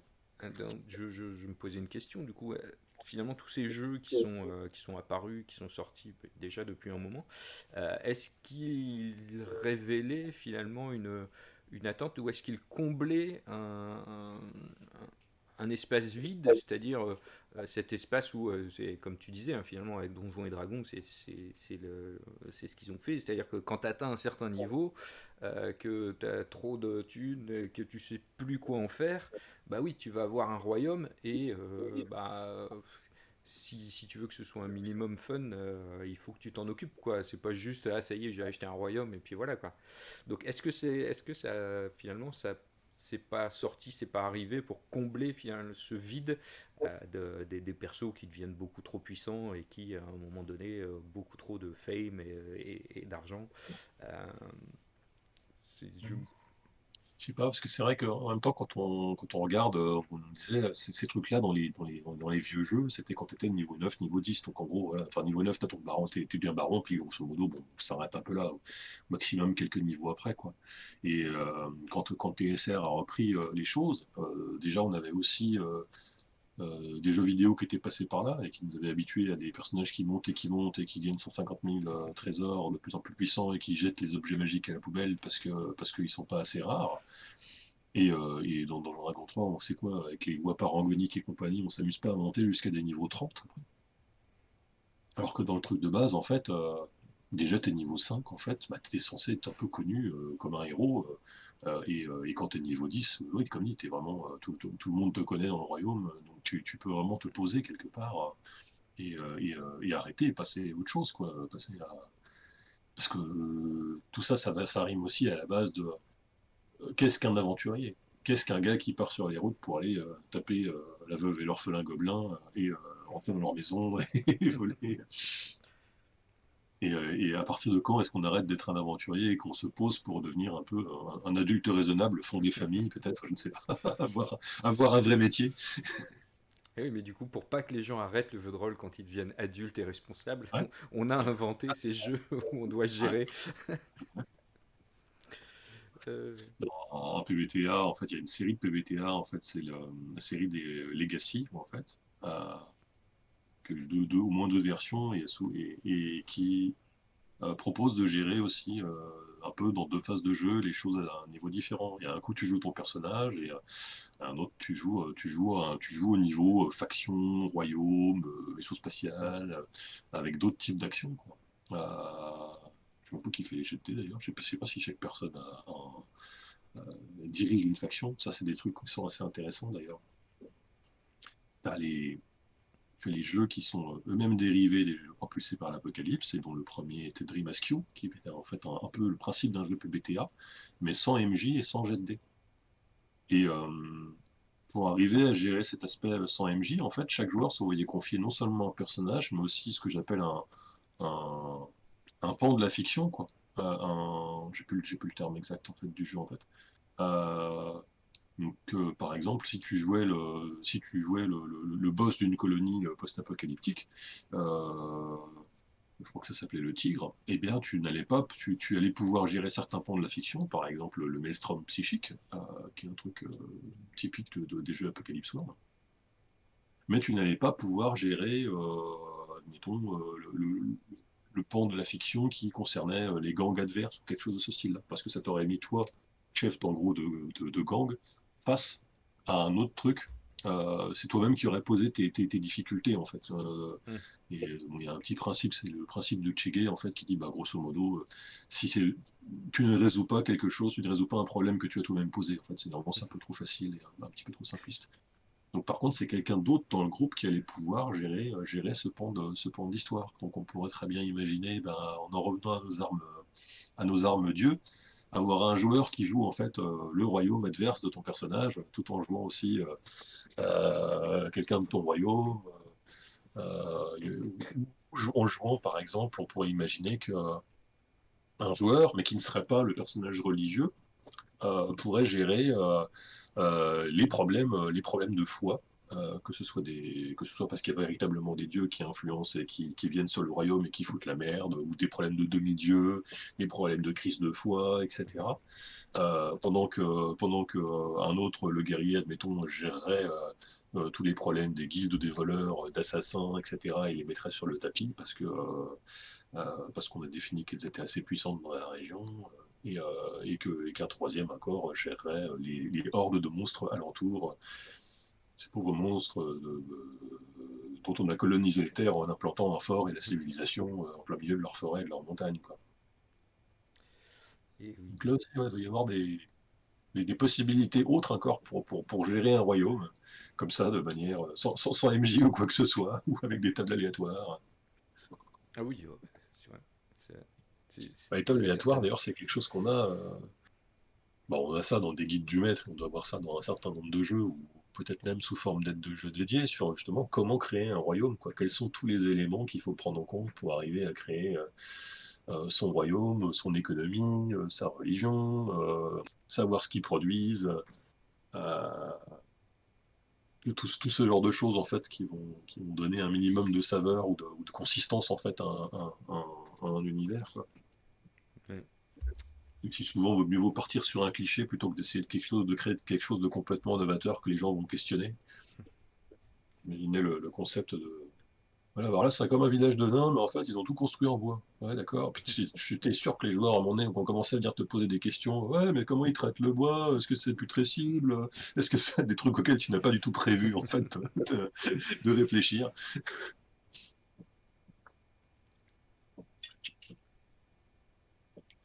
Et ça te parle, toi, de jeux qui mettent particulièrement l'accent sur la création de royaumes ou de... Bah non, je te dis, à part Seeds of Wars, où vraiment c'est le principe même, et c'est ce que tu disais là, hein, il y a quelques minutes, c'est vraiment tu dois réfléchir à tout, hein, à ton agriculture, à tout ça, enfin, euh, la foi, enfin, c'est vraiment très détaillé. Mais en dehors de ça, non, c'est, j'ai pas d'autres exemples. Ouais, en fait, je pense que c'est souvent plus des... Il y a pas mal de choses, en fait, qui ont été faites. Je pense que c'était un peu en générateur de tables aléatoires, etc. Euh, J'en ai quelques-uns que j'avais chopés sur Drive-Thru. Des trucs de table aléatoire sur comment construire un monde, comment... Ouais. Enfin, c'est pas forcément des tables aléatoires, je veux dire, il y a tout un petit bouquin avec. Je me demande si dans Oltré, en fait, t'avais des infos dans Oltré, du Grumpf aussi, un peu pour créer... Ah, c'était plus quand tu créais des ruines et tu avais des informations sur quelle civilisation il y avait eu avant, etc. Mais il avait fait un supplément où il parlait à la fois des abysses et de la ville. Et c'était peut-être pas des trucs de création de royaume, mais peut-être plus c'était pareil, des créations de factions, en fait, et de comment gérer l'évolution des factions, comment prendre aussi en compte... tu sais, savoir si une faction, quand tu la crées, en fait, à quel stade elle en est de son évolution.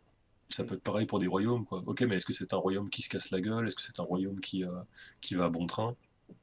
Moi, comme je suis souvent sur des univers de Sword and Sorcery, ou très inspiré de Conan, on a toujours un peu quelque chose qui était cher à Howard, en fait, c'était un peu le cycle des civilisations, quoi, où on parle du sauvage avec son pagne en fourrure et sa lance en bois, qui va devenir un barbare, généralement dans des terres hostiles qui vont le rendre un petit peu costaud, toujours sur la défensive, et obligé d'être fort en permanence, qui eux-mêmes, à un moment donné, vont se civiliser, bon, justement à force d'avoir pillé des civilisés, qui eux-mêmes sont trop ramollis pour pouvoir gérer des conditions de vie difficiles et qui, même s'ils ont des nouvelles technologies, de l'écriture, des aqueducs, tout ce confort en fait va les ramollir et les amener petit à petit vers la quatrième phase qui va être la décadence où finalement il y a eu trop de richesses, d'esclavage, où il y a plus de respect de la vie humaine, ou tel les Mélnibonéens en fait aussi, on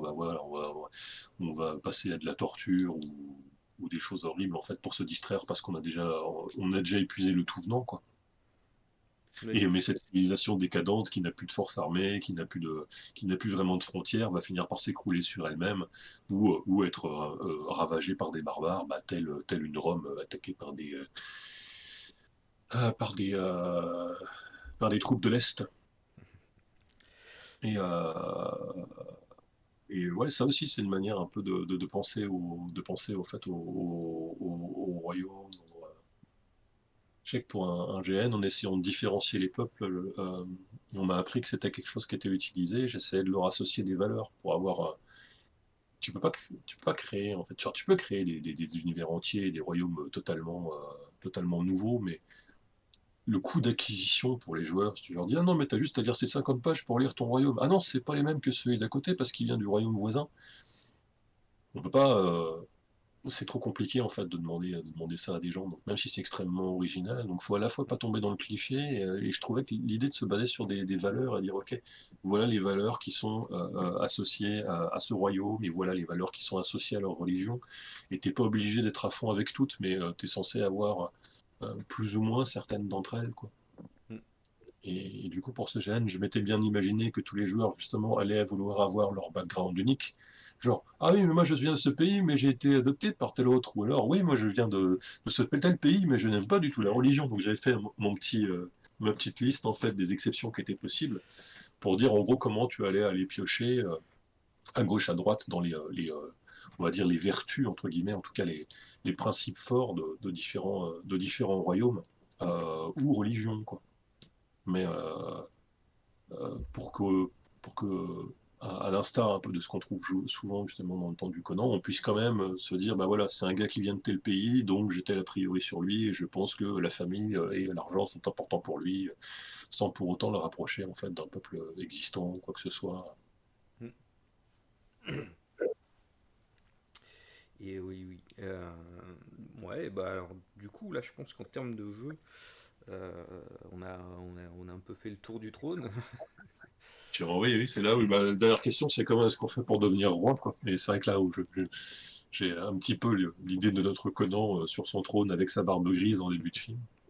Ça, c'est un point intéressant aussi.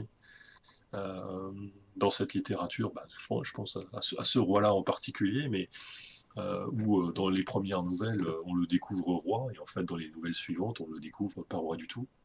Et ce sera intéressant, ça aussi, en mode de campagne, de savoir où ça finit, de savoir que tu finis roi, en fait, mais de pas savoir comment tu y vas, quoi. Souvent, quand je fais comme ça, hein, des jeux de type Sword and Sorcery qui vont un peu respecter un peu ce principe de on va pas forcément jouer dans le respect d'une temporalité. Se rappeler que dans ces univers-là, il est assez rare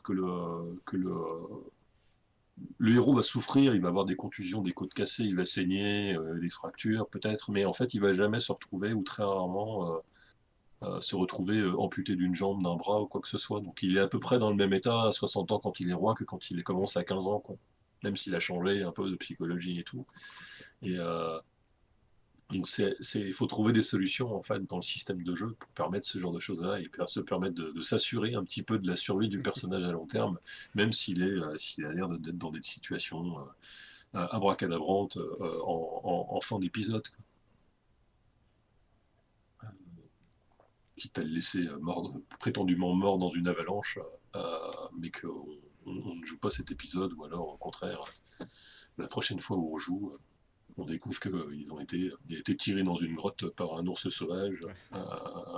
et il a donc une nouvelle chance de s'en sortir. Oui, c'est ça. Mais là, on en revient sur. Par contre, l'arme est beaucoup plus létale. Si c'est pris trop de coups d'arme, ça peut être compliqué.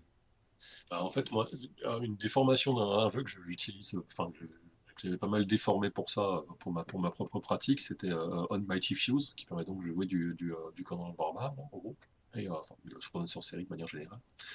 Et ce qui est intéressant, c'est que quand tu échoues à un test, généralement, il en résulte une blessure, mais la blessure, en fait, ne va avoir d'impact dans la fiction que quand toi, tu vas le décider. C'est-à-dire que tu vas décider, en décrivant tes actions, de dire, et là, comme le gorille m'a coupé le souffle juste avant, je vais avoir plus de mal à arriver à lui sauter sur le dos ou à jeter par-dessus le gouffre pour le distancer.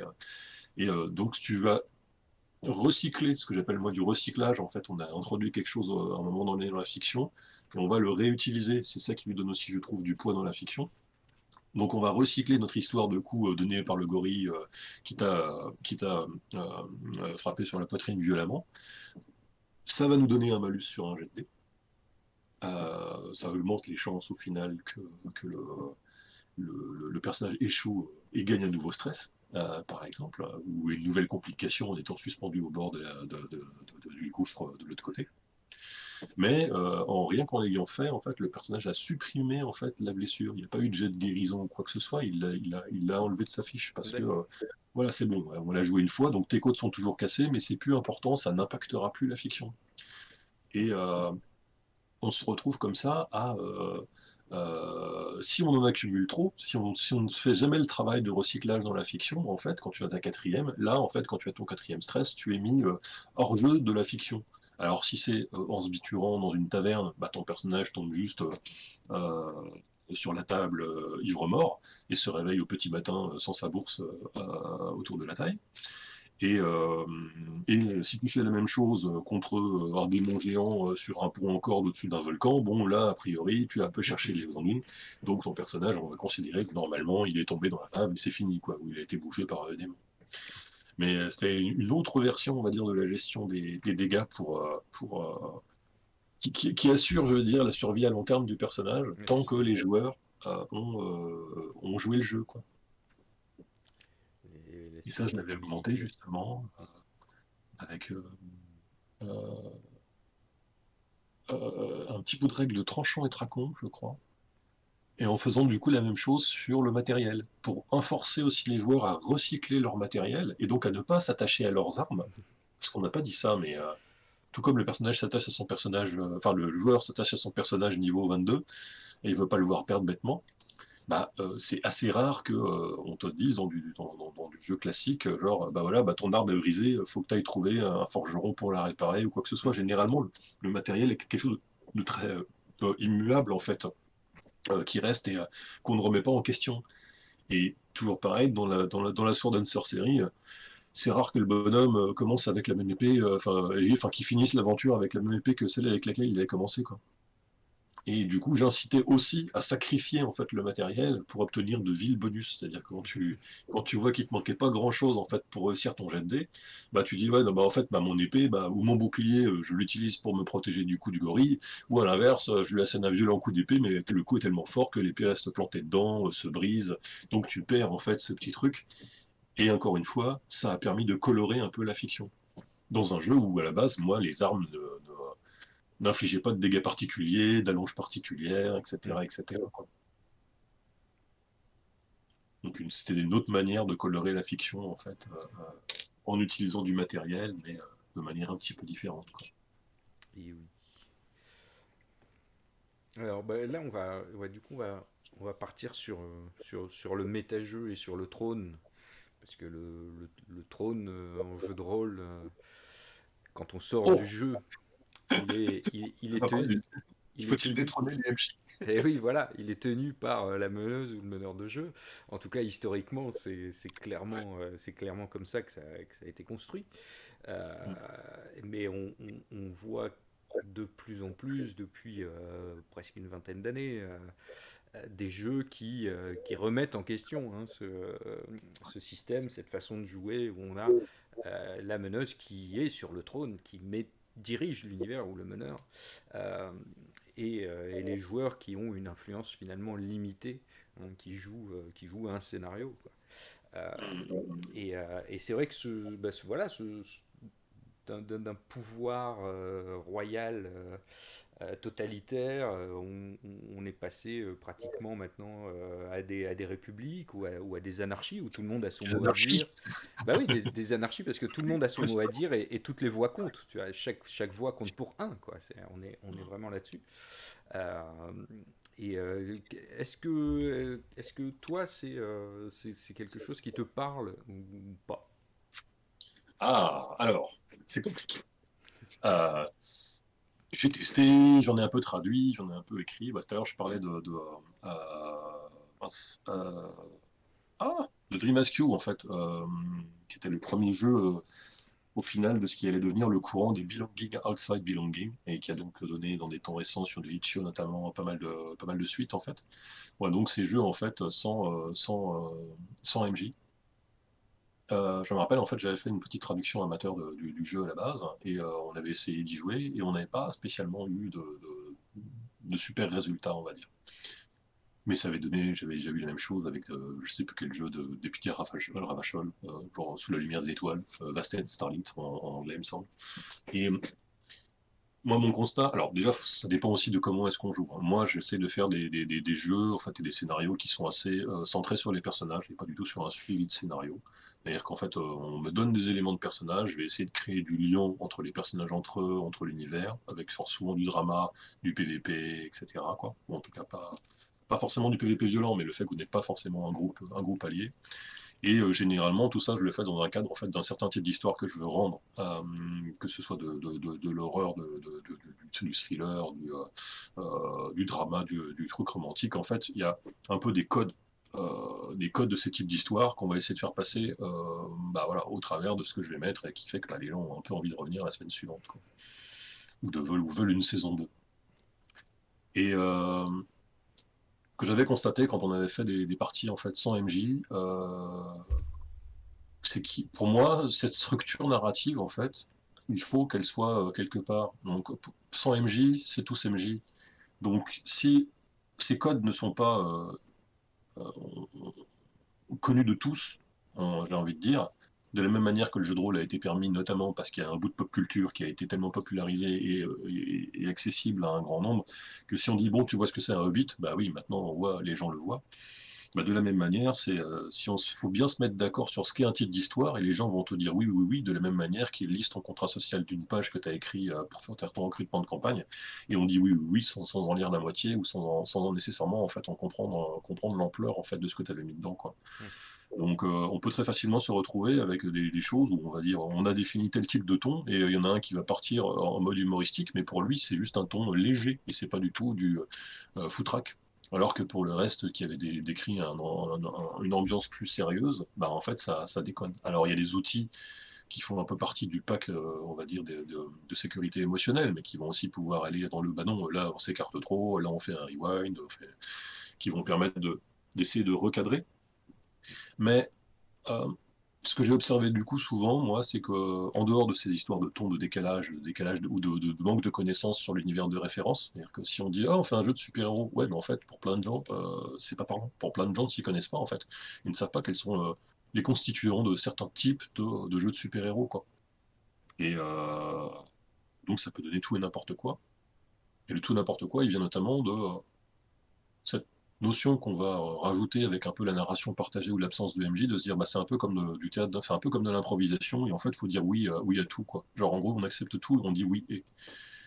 Mais on crée souvent beaucoup de contenu je trouve dans ces moments-là, notamment quand tu as une session, tu fais ta session zéro, et si le jeu ne cadre pas précisément en fait la quantité de contenu à créer, et ça c'est franchement quelque chose qui vient avec le temps et avec l'expérimentation, de savoir ok, pour un personnage de jouer, combien est-ce que je crée de PNJ, par exemple, pour être sûr de pouvoir exploiter cette quantité d'informations et de liens dans le cadre de une partie d'une séance ou de un burst de 5 séances et compagnie. C'est quelque chose je trouve, qui est important d'essayer d'arriver à doser pour avoir assez de contenu pour durer un certain temps et produire en fait ce que j'appelle en début de jeu bah, des enjeux justement.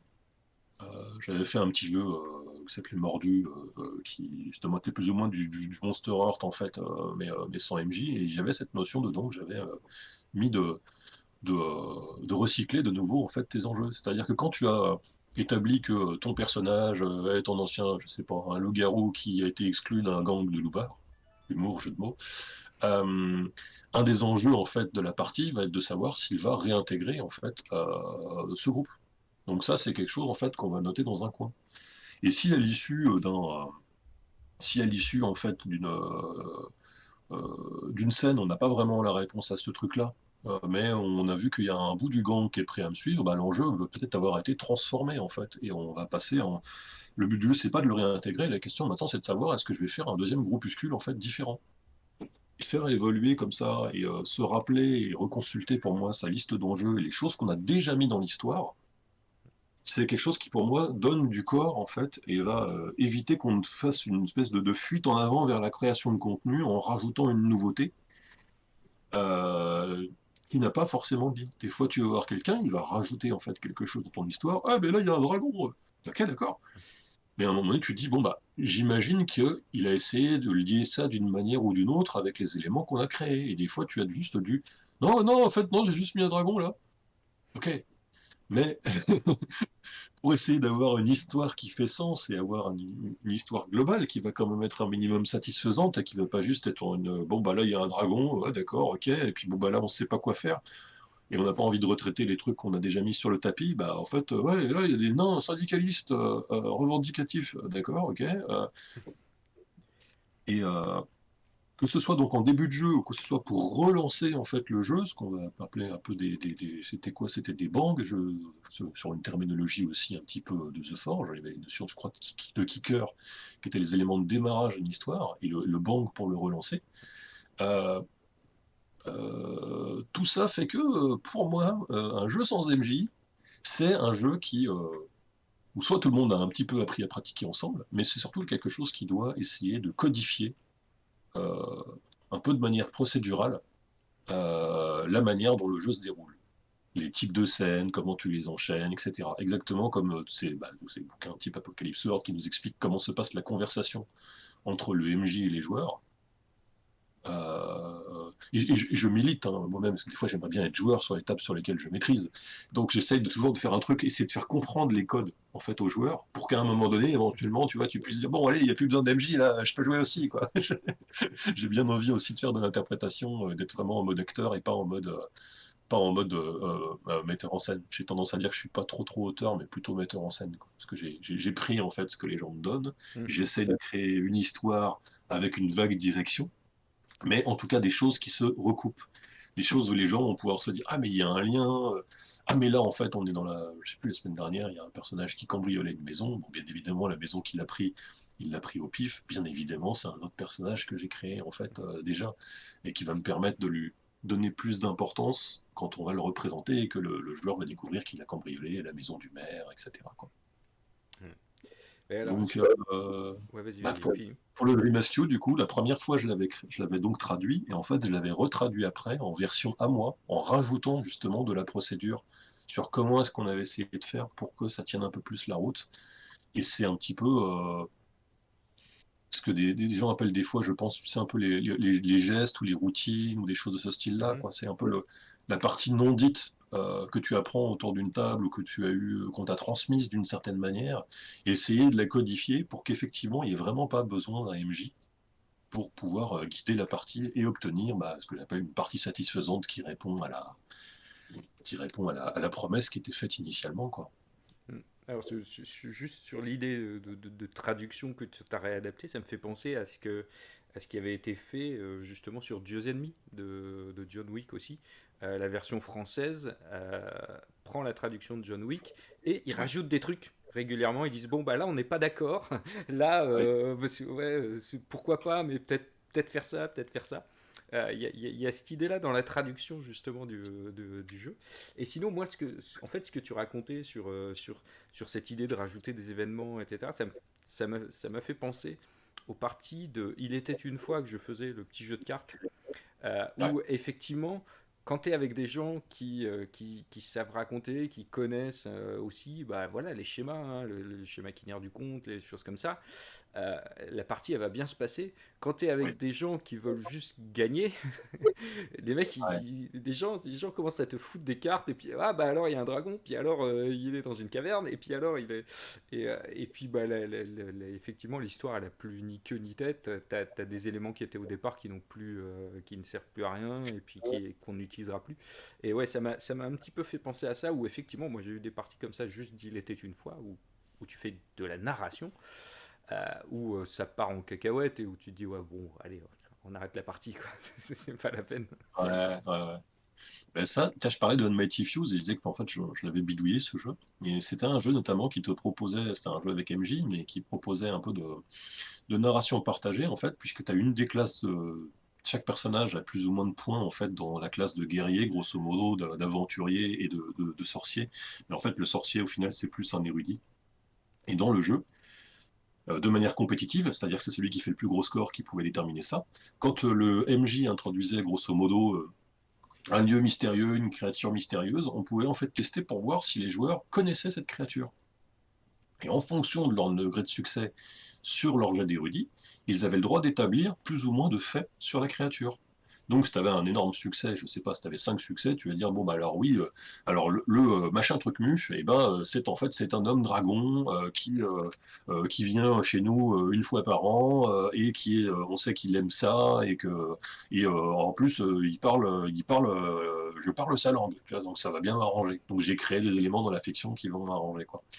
Dans la version adaptée que j'ai fait, en fait, j'ai réutilisé un petit peu cette idée-là pour tout ce qui est des notions de jet de préparation ou de connaissance.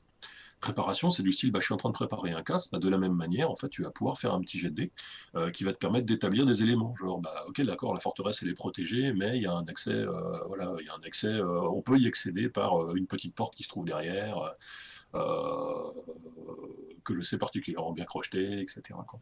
Mm. Et ce jeu, je l'utilise très souvent pour faire de l'initiation. Donc pas de Mighty Fuse, hein, mais ma version maison, on va dire. Et en ayant laissé ce petit élément-là pour, dès le début, en fait, laisser aux joueurs aux nouveaux joueurs, notamment que j'initie, la possibilité de découvrir en fait la narration partagée et d'introduire en fait des éléments qui vont devenir des vérités pour moi dans le jeu, mais sans le forcer. C'est-à-dire que tu peux pouvoir utiliser tes succès de la même manière. Si tu as des idées très claires pour établir un fait, si tu as plein d'idées que tu ne sais pas choisir, etc., pour établir des rumeurs, mais plus nombreuses, en fait, tu établis un fait ou deux rumeurs qui vont être testées classiquement par le MJ, tu jettes en dé de 6 pour voir si c'est vrai, si c'est plus ou moins vrai, plus ou moins faux. Ou dans un dernier cas, si tu te sens pas à l'aise avec le truc, simplement pour poser une question en fait sur la situation. En fait, du coup, j'introduis un peu cette possibilité de créer des éléments mais pas n'importe comment en fait. Et dans certains cas, genre bah voilà, on parle de la tour d'argent, qui l'a déjà visité, qui sait ce que ça peut être, tu fais ton jet de dés, celui qui a fait le meilleur score, bah, s'il a des inspirations, et là il peut créer des choses qui vont être uniquement cosmétiques. À la limite, il pourrait très bien me décrire, voilà, c'est le plus belle tour qu'on ait jamais vu. Ok, on va y revenir juste après. Et elle était occupée auparavant par des hobbits Borg. Et, là, on est dans du cosmétique, on n'est pas forcément dans du jeu stratégique, et c'est pas mauvais en soi, quoi. Et après, on peut dire, ok, bah, tu nous as dit qu'elle est belle, est-ce que tu veux nous la décrire, etc. Et comme ça, apprendre, c'est au final, je trouve, un bon moyen de faire de la passation, justement, d'apprendre un peu à. C'est ça que j'essaie de transmettre moi aussi, en fait, dans le jeu, j'essaie de faire des parties sympas, mais j'essaie surtout de transmettre aussi des manières de raconter de l'histoire, quoi. C'est plus du. Et pas mon histoire que j'ai créée en mode auteur raté qui a écrit un scénar et qui veut à tout prix que les gens suivent le scénario. Il- ouais, donc en gros, euh, si, si je résume, voilà, cette idée de narration partagée, c'est quelque chose qui te plaît, qui t'intéresse beaucoup. Par contre, l'idée de 0 MJ, tous MJ, c'est compliqué. En fait, ouais, je trouve qu'il faut garder des guides et j'aime bien la notion de guide. En fait, de toute façon, quand tu es dans une histoire, où les gens sont contents des histoires que je raconte en général, mais parce que en fait, je prends ce qu'ils me donnent, quoi. Mais après, je l'adapte à un cadre qui est celui de, ok, on a dit que c'est une histoire d'horreur, ok, on a dit que c'est une histoire de perte, ok, on a dit que c'est une histoire de, je sais pas, de, euh, de choix entre de multiples priorités que vous devez faire, et vous savez que forcément vous allez devoir trancher en fait. Et, et ça, en fait, si tu as un, si dans ton système de jeu, système au sens large, pas système de résolution d'action, si tu trouves que si tu as réussi à intégrer ça en fait dans une procédure qui fait qu'il n'y en a plus besoin, parce qu'il y a des tables aléatoires, il y a des supports ou des machins qui te disent comment garder le fil, ou qui le structurent avec des phases de jeu qui vont bien structurer ça, quoi, qui vont bien rendre cette idée. Genre, on fait tant de scènes où on se passe tant de fois la parole et après, il se passe quelque chose. Euh, Ça peut marcher en fait tout à fait aussi, quoi. Bon, moi, voilà, je suis MJ parce que c'est le côté animateur et, et que je décroche en fait si je suis joueur parce que j'ai un temps de focalisation trop restreint, quoi. Donc, il y a seulement en me mettant en fait en rôle de MJ où qu'est-ce qui se où j'ai peur, je suis pas où je suis la partie où je suis pas juste c'est à moi, c'est bon, tu fais ton cabotinage, poum poum tralala, et tu laisses les autres joueurs briller en remettant en fait le, le projecteur sur eux, quoi. Ça fait partie en fait aussi du taf. Et je suis content parce que ça se développe bien en fait chez certains de mes joueurs qui disent voilà, il y a des nouveaux, et ben on va essayer de faire des choses pour les intégrer, pour leur montrer des mécaniques de jeu que nous-mêmes on ne connaissait pas il y a 5 ou 6 séances, mais maintenant qu'on les a intégrées et qu'on a compris, on prend en fait quelque part, c'est pas le MJ du coup ça déleste le MJ, c'est plus le MJ qui a à prendre par la main les joueurs. Parce qu'il y a un joueur, deux joueurs qui vont un peu se mettre en avant et se sacrifier, faire des actions qui en fait vont profiter à l'histoire. Pourquoi? Pas parce qu'ils vont aider les nouveaux arrivants, les nouveaux participants au jeu, à s'inclure et à voir en fait quel est le genre d'histoire qu'on raconte, quoi. Et la première fois où tu fais ta partie de, bah, mettons, de Monster Heart, bah, en fait, ça, les gens, dès que tout le monde découvre. Et puis, bah, la deuxième, ceux qui sont revenus d'une partie sur l'autre vont déjà avoir ce petit bonus en fait en plus et vont pouvoir jouer différemment. Ils ont mieux compris le système, ils ont mieux intériorisé les choses, etc. Et c'est comme ça qu'il y a vraiment moi, cette notion de passation, quoi. Je m'étais beaucoup remis dans le virtuel notamment parce que quand on, bah, toujours à notre époque G+, etc. Juste après, bah, on a Aventure qui est revenu, quoi. Et on en a eu un afflux énorme de débutants qui voulaient savoir ce qu'était le jeu de rôle, et sauf qu'on n'avait plus du tout la structure de club qui existait à notre époque de vieux barbu, euh, pour faire ce début de passation, quoi. Et donc moi j'essayais toujours de proposer des parties voilà, au moins montrer une facette de ce que pouvait être le jeu de rôle, quoi. Et assurer voilà, bah, ce fameux, ce- comment dirais-je, transférer le flambeau, quoi. Euh, alors, en fait, je vois l'heure, je vois aussi qu'Arnaud n'est Oui, pas venu. Et en fait, oui, oui, il vient de m'envoyer un message il y a 5 minutes, donc ça va, je suis rassuré. Je me suis dit, mince, j'ai loupé son message. Et ça fait en fait, une je heure. crois qu'il convoitait un trône, mais qu'il n'était pas seul. Mais ouais, non, mais du coup, voilà, il m'a juste envoyé un message il y a 5 minutes en disant, bon, voilà, c'est pas du tout passé comme il Ouais, fallait. j'ai rebondi en fait un peu parce qu'un des sous-thèmes de Trône, en fait, que j'avais sous les yeux, là, c'était inclure et communauté. Donc c'est pour ça aussi que je suis un peu parti dans cette direction-là. Oui, bah mais c'est bien, mais alors, ces deux mots-là, ces deux mots qui m'intéressent beaucoup aussi, mais sur le méta-jeu, Ouais, il y a des chances que je refasse une petite émission autour de spécial. ces mots-là. Ouais, une petite émission spéciale, c'est possible avec peut-être bien avec Axel. Faut qu'on voit. Axel a de toute façon envie de repasser dans l'émission, donc on verra sur quoi on discutera. Mais ouais, en tout cas là, comme tu l'as montré, c'est aussi super intéressant effectivement cette idée de communauté euh, et puis d'inclure les joueurs au fur et à mesure et de les faire avancer finalement. Ouais. Et ben, ce qui est marrant du coup, c'est que euh, après, quand Google Plus a fermé, et donc bah, l'auberge virtuelle de l'époque, et bah là, moi, ça a été ce que j'ai appelé la traversée du désert, parce que pour arriver à retrouver des joueurs, et bah, ça n'a pas été si facile que ça. Et justement, c'est là où euh, j'ai même blâmé, en fait, il n'y a pas si longtemps que ça encore, ce que je vais appeler justement le web 2.0 et la multiplicité, en fait, des communautés, quoi. Qui fait que si tu n'es pas enfin, si tu ne fais pas spécialement partie d'une communauté, pour des raisons X ou Y, en fait, et que tu viens juste y chercher, en fait, alors voilà, tu fais ta petite pub, quand tu dis, bah voilà, bah, enfin, en même temps, quand tu dis, salut, je vous propose un service, en fait, le service, c'est que je vous propose de vous divertir. Bon, c'est pas vraiment, c'est quand même, tu proposes d'aller travailler pour des gens, quoi.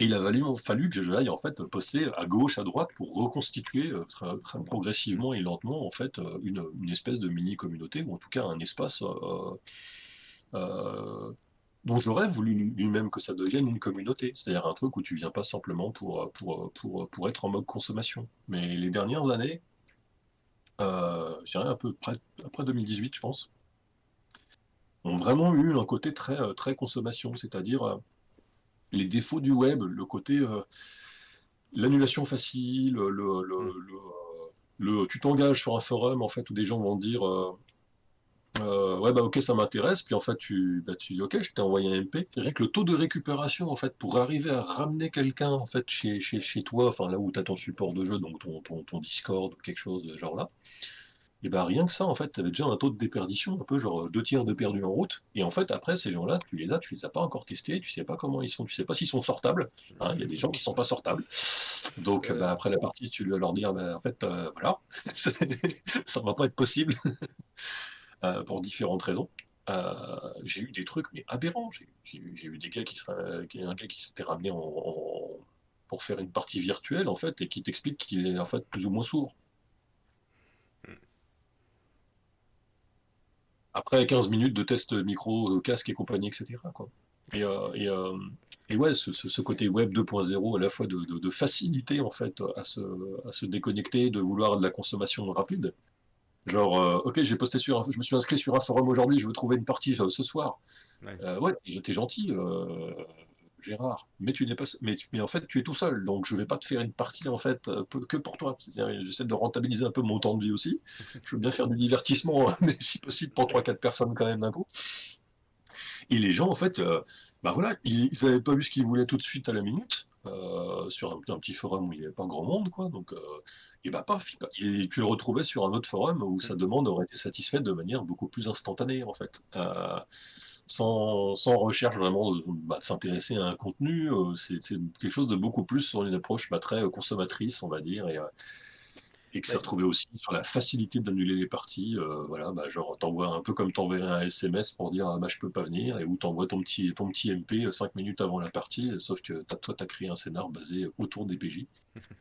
Si les PJ viennent pas, bah, t'as planté, le gars, il a planté une table, quoi. ouais. Mais c'est aussi l'immédiateté hein, actuelle Ouais. hein, carrément Bon. dans l'ensemble de la société. On est dans une société de l'immédiat, quoi, clairement. Et, et Et, c'est terrible, que ce soit par le téléphone ou par l'Internet.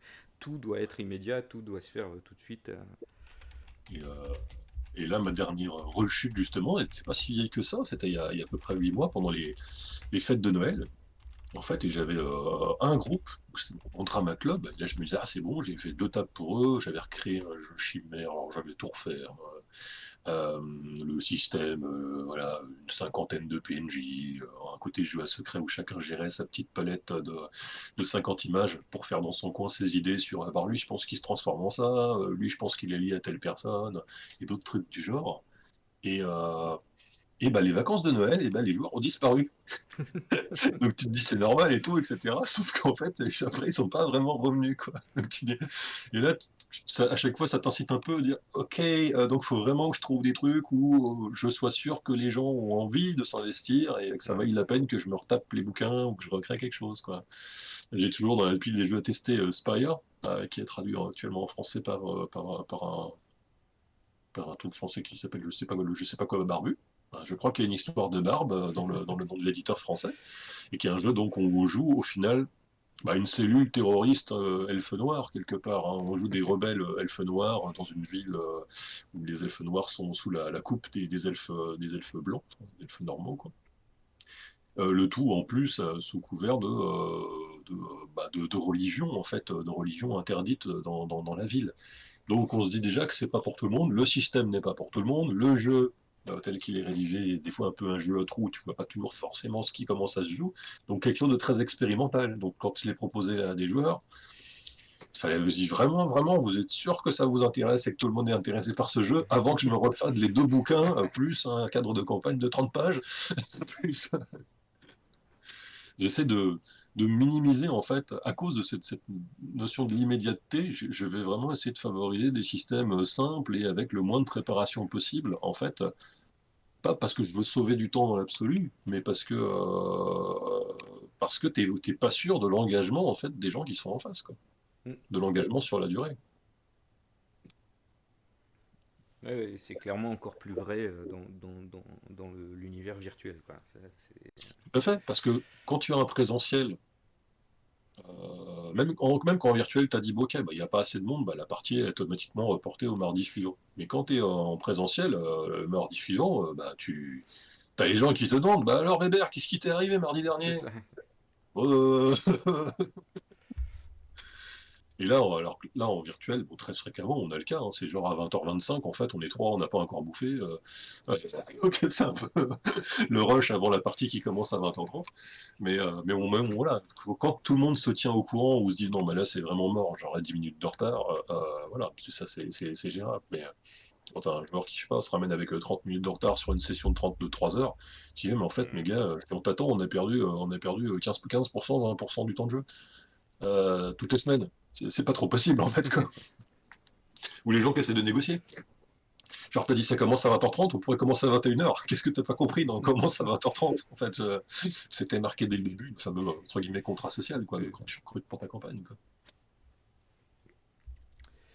Oui. Bon, donc du coup, là, je regarde, en fait, on a explosé le timing par rapport aux deux autres émissions, Tu, déjà. tu étais prévenu. Je Oui, t'ai, je oui, t'ai, oui. je te l'ai dit. Je t'ai demandé, est-ce que tu as déjà entendu une émission dans laquelle je viens? Mais non, mais moi, enfin, voilà, moi, j'aime bien, en fait. Enfin, sincèrement, un format live et libre de parole, c'est un truc que moi je kiffe. Je sais que c'est long, je sais que c'est embêtant. Clairement sur YouTube, je pense que c'est une horreur à regarder. Vraiment. Oui, j'imagine. Ouais, ouais. Mais en live, c'est un truc qui est sympa.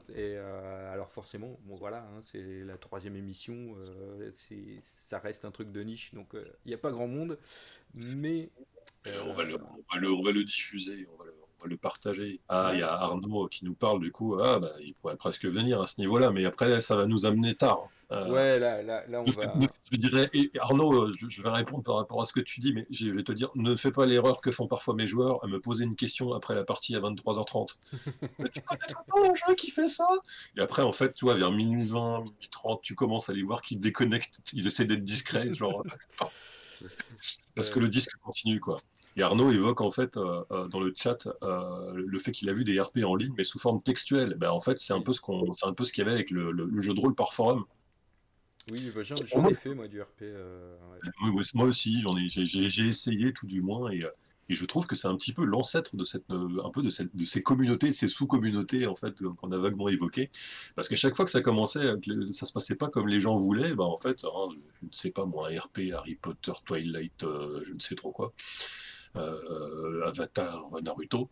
Dès que les gens, en fait, dès que l'histoire n'allait plus vraiment dans leur sens, parce qu'au final, c'est très souvent peu codifié, en fait, la manière dont on a généralement un pseudo MJ qui lance des trucs du style, ah, ça c'est le concours d'admission à l'école, machin. Mais en fait, après, il n'y a pas un énorme suivi, et ce qu'on se retrouve, c'est en fait, c'est une espèce d'écriture libre où les gens vont, en mode impro, reprendre en fait reprendre ce que les autres reprendre derrière ce qu'ont fait les autres, quoi. Mais sans forcément trop savoir aller où ils vont, et peut-être avec une notion parfois de respect de ce qu'ont fait les autres relativement restreinte. Et si t'as pas de règles non plus pour encadrer certaines choses, bah, c'est là où on en revient. Ah ben non, t'as pas le droit de me tuer, pourquoi t'as fait ça? Et qui entraînait derrière la création d'une nouvelle communauté, puisque comme on a tué ton personnage, hein, tu reviens créer ton nouveau forum où c'est la même chose avec la moitié des joueurs que tu essaies de débaucher, mais chez toi c'est mieux, en copiant des personnages mais oui mais non, c'est pas du tout le Harry Potter parce qu'il a un grain de beauté sur la fesse gauche. Hein. Ouais. Et autres, je voyais c'était le contenu. Ouais, alors En fait, moi, tous ouais, ces gens-là ont juste envie de créer des fanfictions, quoi. Mais pas oui. forcément des. Mais c'est vrai que moi, j'avais participé, tu vois, un truc plus gros, c'est les Royaumes Renaissants. Ouais, J'y avais joué pendant une bonne année, je pense, quotidiennement, quoi, quasiment. ouais, ouais, Donc en live dans les tavernes et puis en RP justement écrit sur les forums.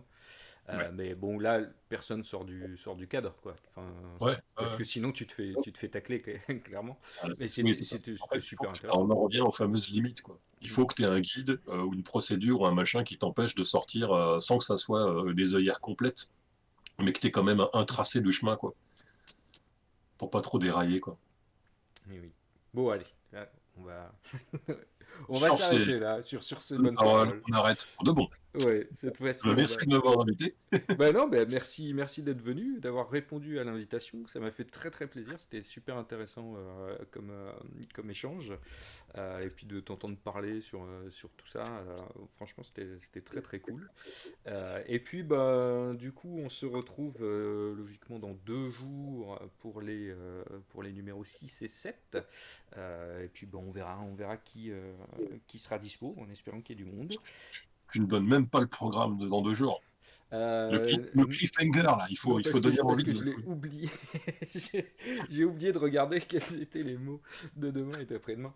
Donc je suis terriblement. Il va falloir que j'aille chercher. Alors, le dossier, il est ici. Il va encore falloir que j'enlève mes lunettes. Ah non, ça devrait aller. Saveur et petit. Oh là là. Ah là. Saveur et petit, chasse, poursuite, explorer, chemin, parcours, inspiration, mieux, meilleur, impliqué. Ouais, bon, il y a toujours des choses à dire, hein, de toute façon. Bon, le petit peuple RPG, il faut trouver des trucs où on fait de la bouffe. Il faut trouver le petit chef RPG, il faut trouver. Le petit peuple, alors le petit peuple RPG, c'était un mini jeu de rôle qui avait Oui, été tout à fait. sorti dans Oui, Cassius Belli, oui, euh, et qui était très bien. où tout se gérait au Shifumi. Euh, Non, non, non, non. Enfin, non, pas du. En fait, tu avais plusieurs jeux, je crois. ah oui, il y avait plusieurs possibilités, ouais, c'est En fait, c'est possible. ça. Tu avais une espèce de table. Tu avais une espèce de table de résolution au hasard à Oui, chaque fois qu'il y avait un oui, conflit. Et le Shifumi était une méthode de c'était résolution une hein, des et méthodes. que les hygiénistes vampires ont bien connu, puisque c'est comme ça Oui, qu'on résolvait toutes nos actions. ouais, alors c'est pareil, j'en ai pas fait beaucoup j'avais Pas besoin. un petit peu intégré la mascarade de Lille il y a très très longtemps. Bon, bah, Euh, j'y suis un tout petit peu passé à Lille. Voilà. Ouais, Et mais Callisto, en fait, c'est mon pseudo vient de mon personnage, en fait, de Camarilla, en 2001, 2002 et compagnie, quoi. Et quelques années suivantes. ouais, ouais, j'avais fait quelques sessions, mais on s'était un peu fait rabattre le cage. Alors on jouait Et des toréadors, et un soir, on est venu, on avait la guitare et ah, puis à trois toréadors, on a chanté, on a fait de la musique pendant vous êtes une psychique. partie de la soirée et, Ouais. euh, et hors RP, on s'est fait exploser parce que ça se faisait pas quoi. Et donc on est Ah des ouais. toréadors quoi. Enfin voilà. Et Mais au puis bon contraire, moi, je voilà. trouve ça vachement original, en fait. Je trouve que c'est vachement bien. Puis en plus, normalement, ça attire les filles, ça devait marcher. C'était l'idée. Oui, mais en fait, la camarilla, c'était un petit peu l'anti de ce que je viens d'écrire avant. C'était un peu l'anti-initiation. C'est-à-dire que quand quelqu'un arrivait, le but du jeu était plus ou moins de l'entuber. Voilà, sauf si c'était déjà le pote de quelqu'un de puissant, Oui, type c'est ça. Orga, etc. Donc voilà, c'est un Euh, petit peu pas le bon exemple pour moi, là. En termes d'inclusion et de, c'est pas vraiment une communauté que ouais. j'aurais Mais recommandé. j'étais pas resté longtemps du coup. J'étais Ouais, vite bah, reparti. Mais voilà. je suis Enfin resté bref. jusqu'à ce qu'on me tue. Et c'est une longue histoire. Allez. Bon bah Sur sur ce, oui sur donc repas, menu, petit. Je suis peu. Bon, je ne sais pas s'il le sera là, mais en tout cas, on saveur et verra bien. petit sont les deux mots principaux. Saveur, voilà. Saveur et petit. Bon voilà, nous verrons. Nous verrons. Eh ben écoutez, ouais, bonne soirée à tous, à ceux qui ont regardé, à ceux qui regarderont sur YouTube. La prochaine fois, venez à 21h sur Twitch, vous pouvez participer, vous pouvez passer sur le chat et poser des questions, demander des choses, donner votre avis. C'est quand même vachement plus sympa. En tout cas, voilà, on se retrouve dans 2 jours. À très très très bientôt du coup. Bye bye. Salut. Au revoir. Yeah, le MAN. Tant plus du temps.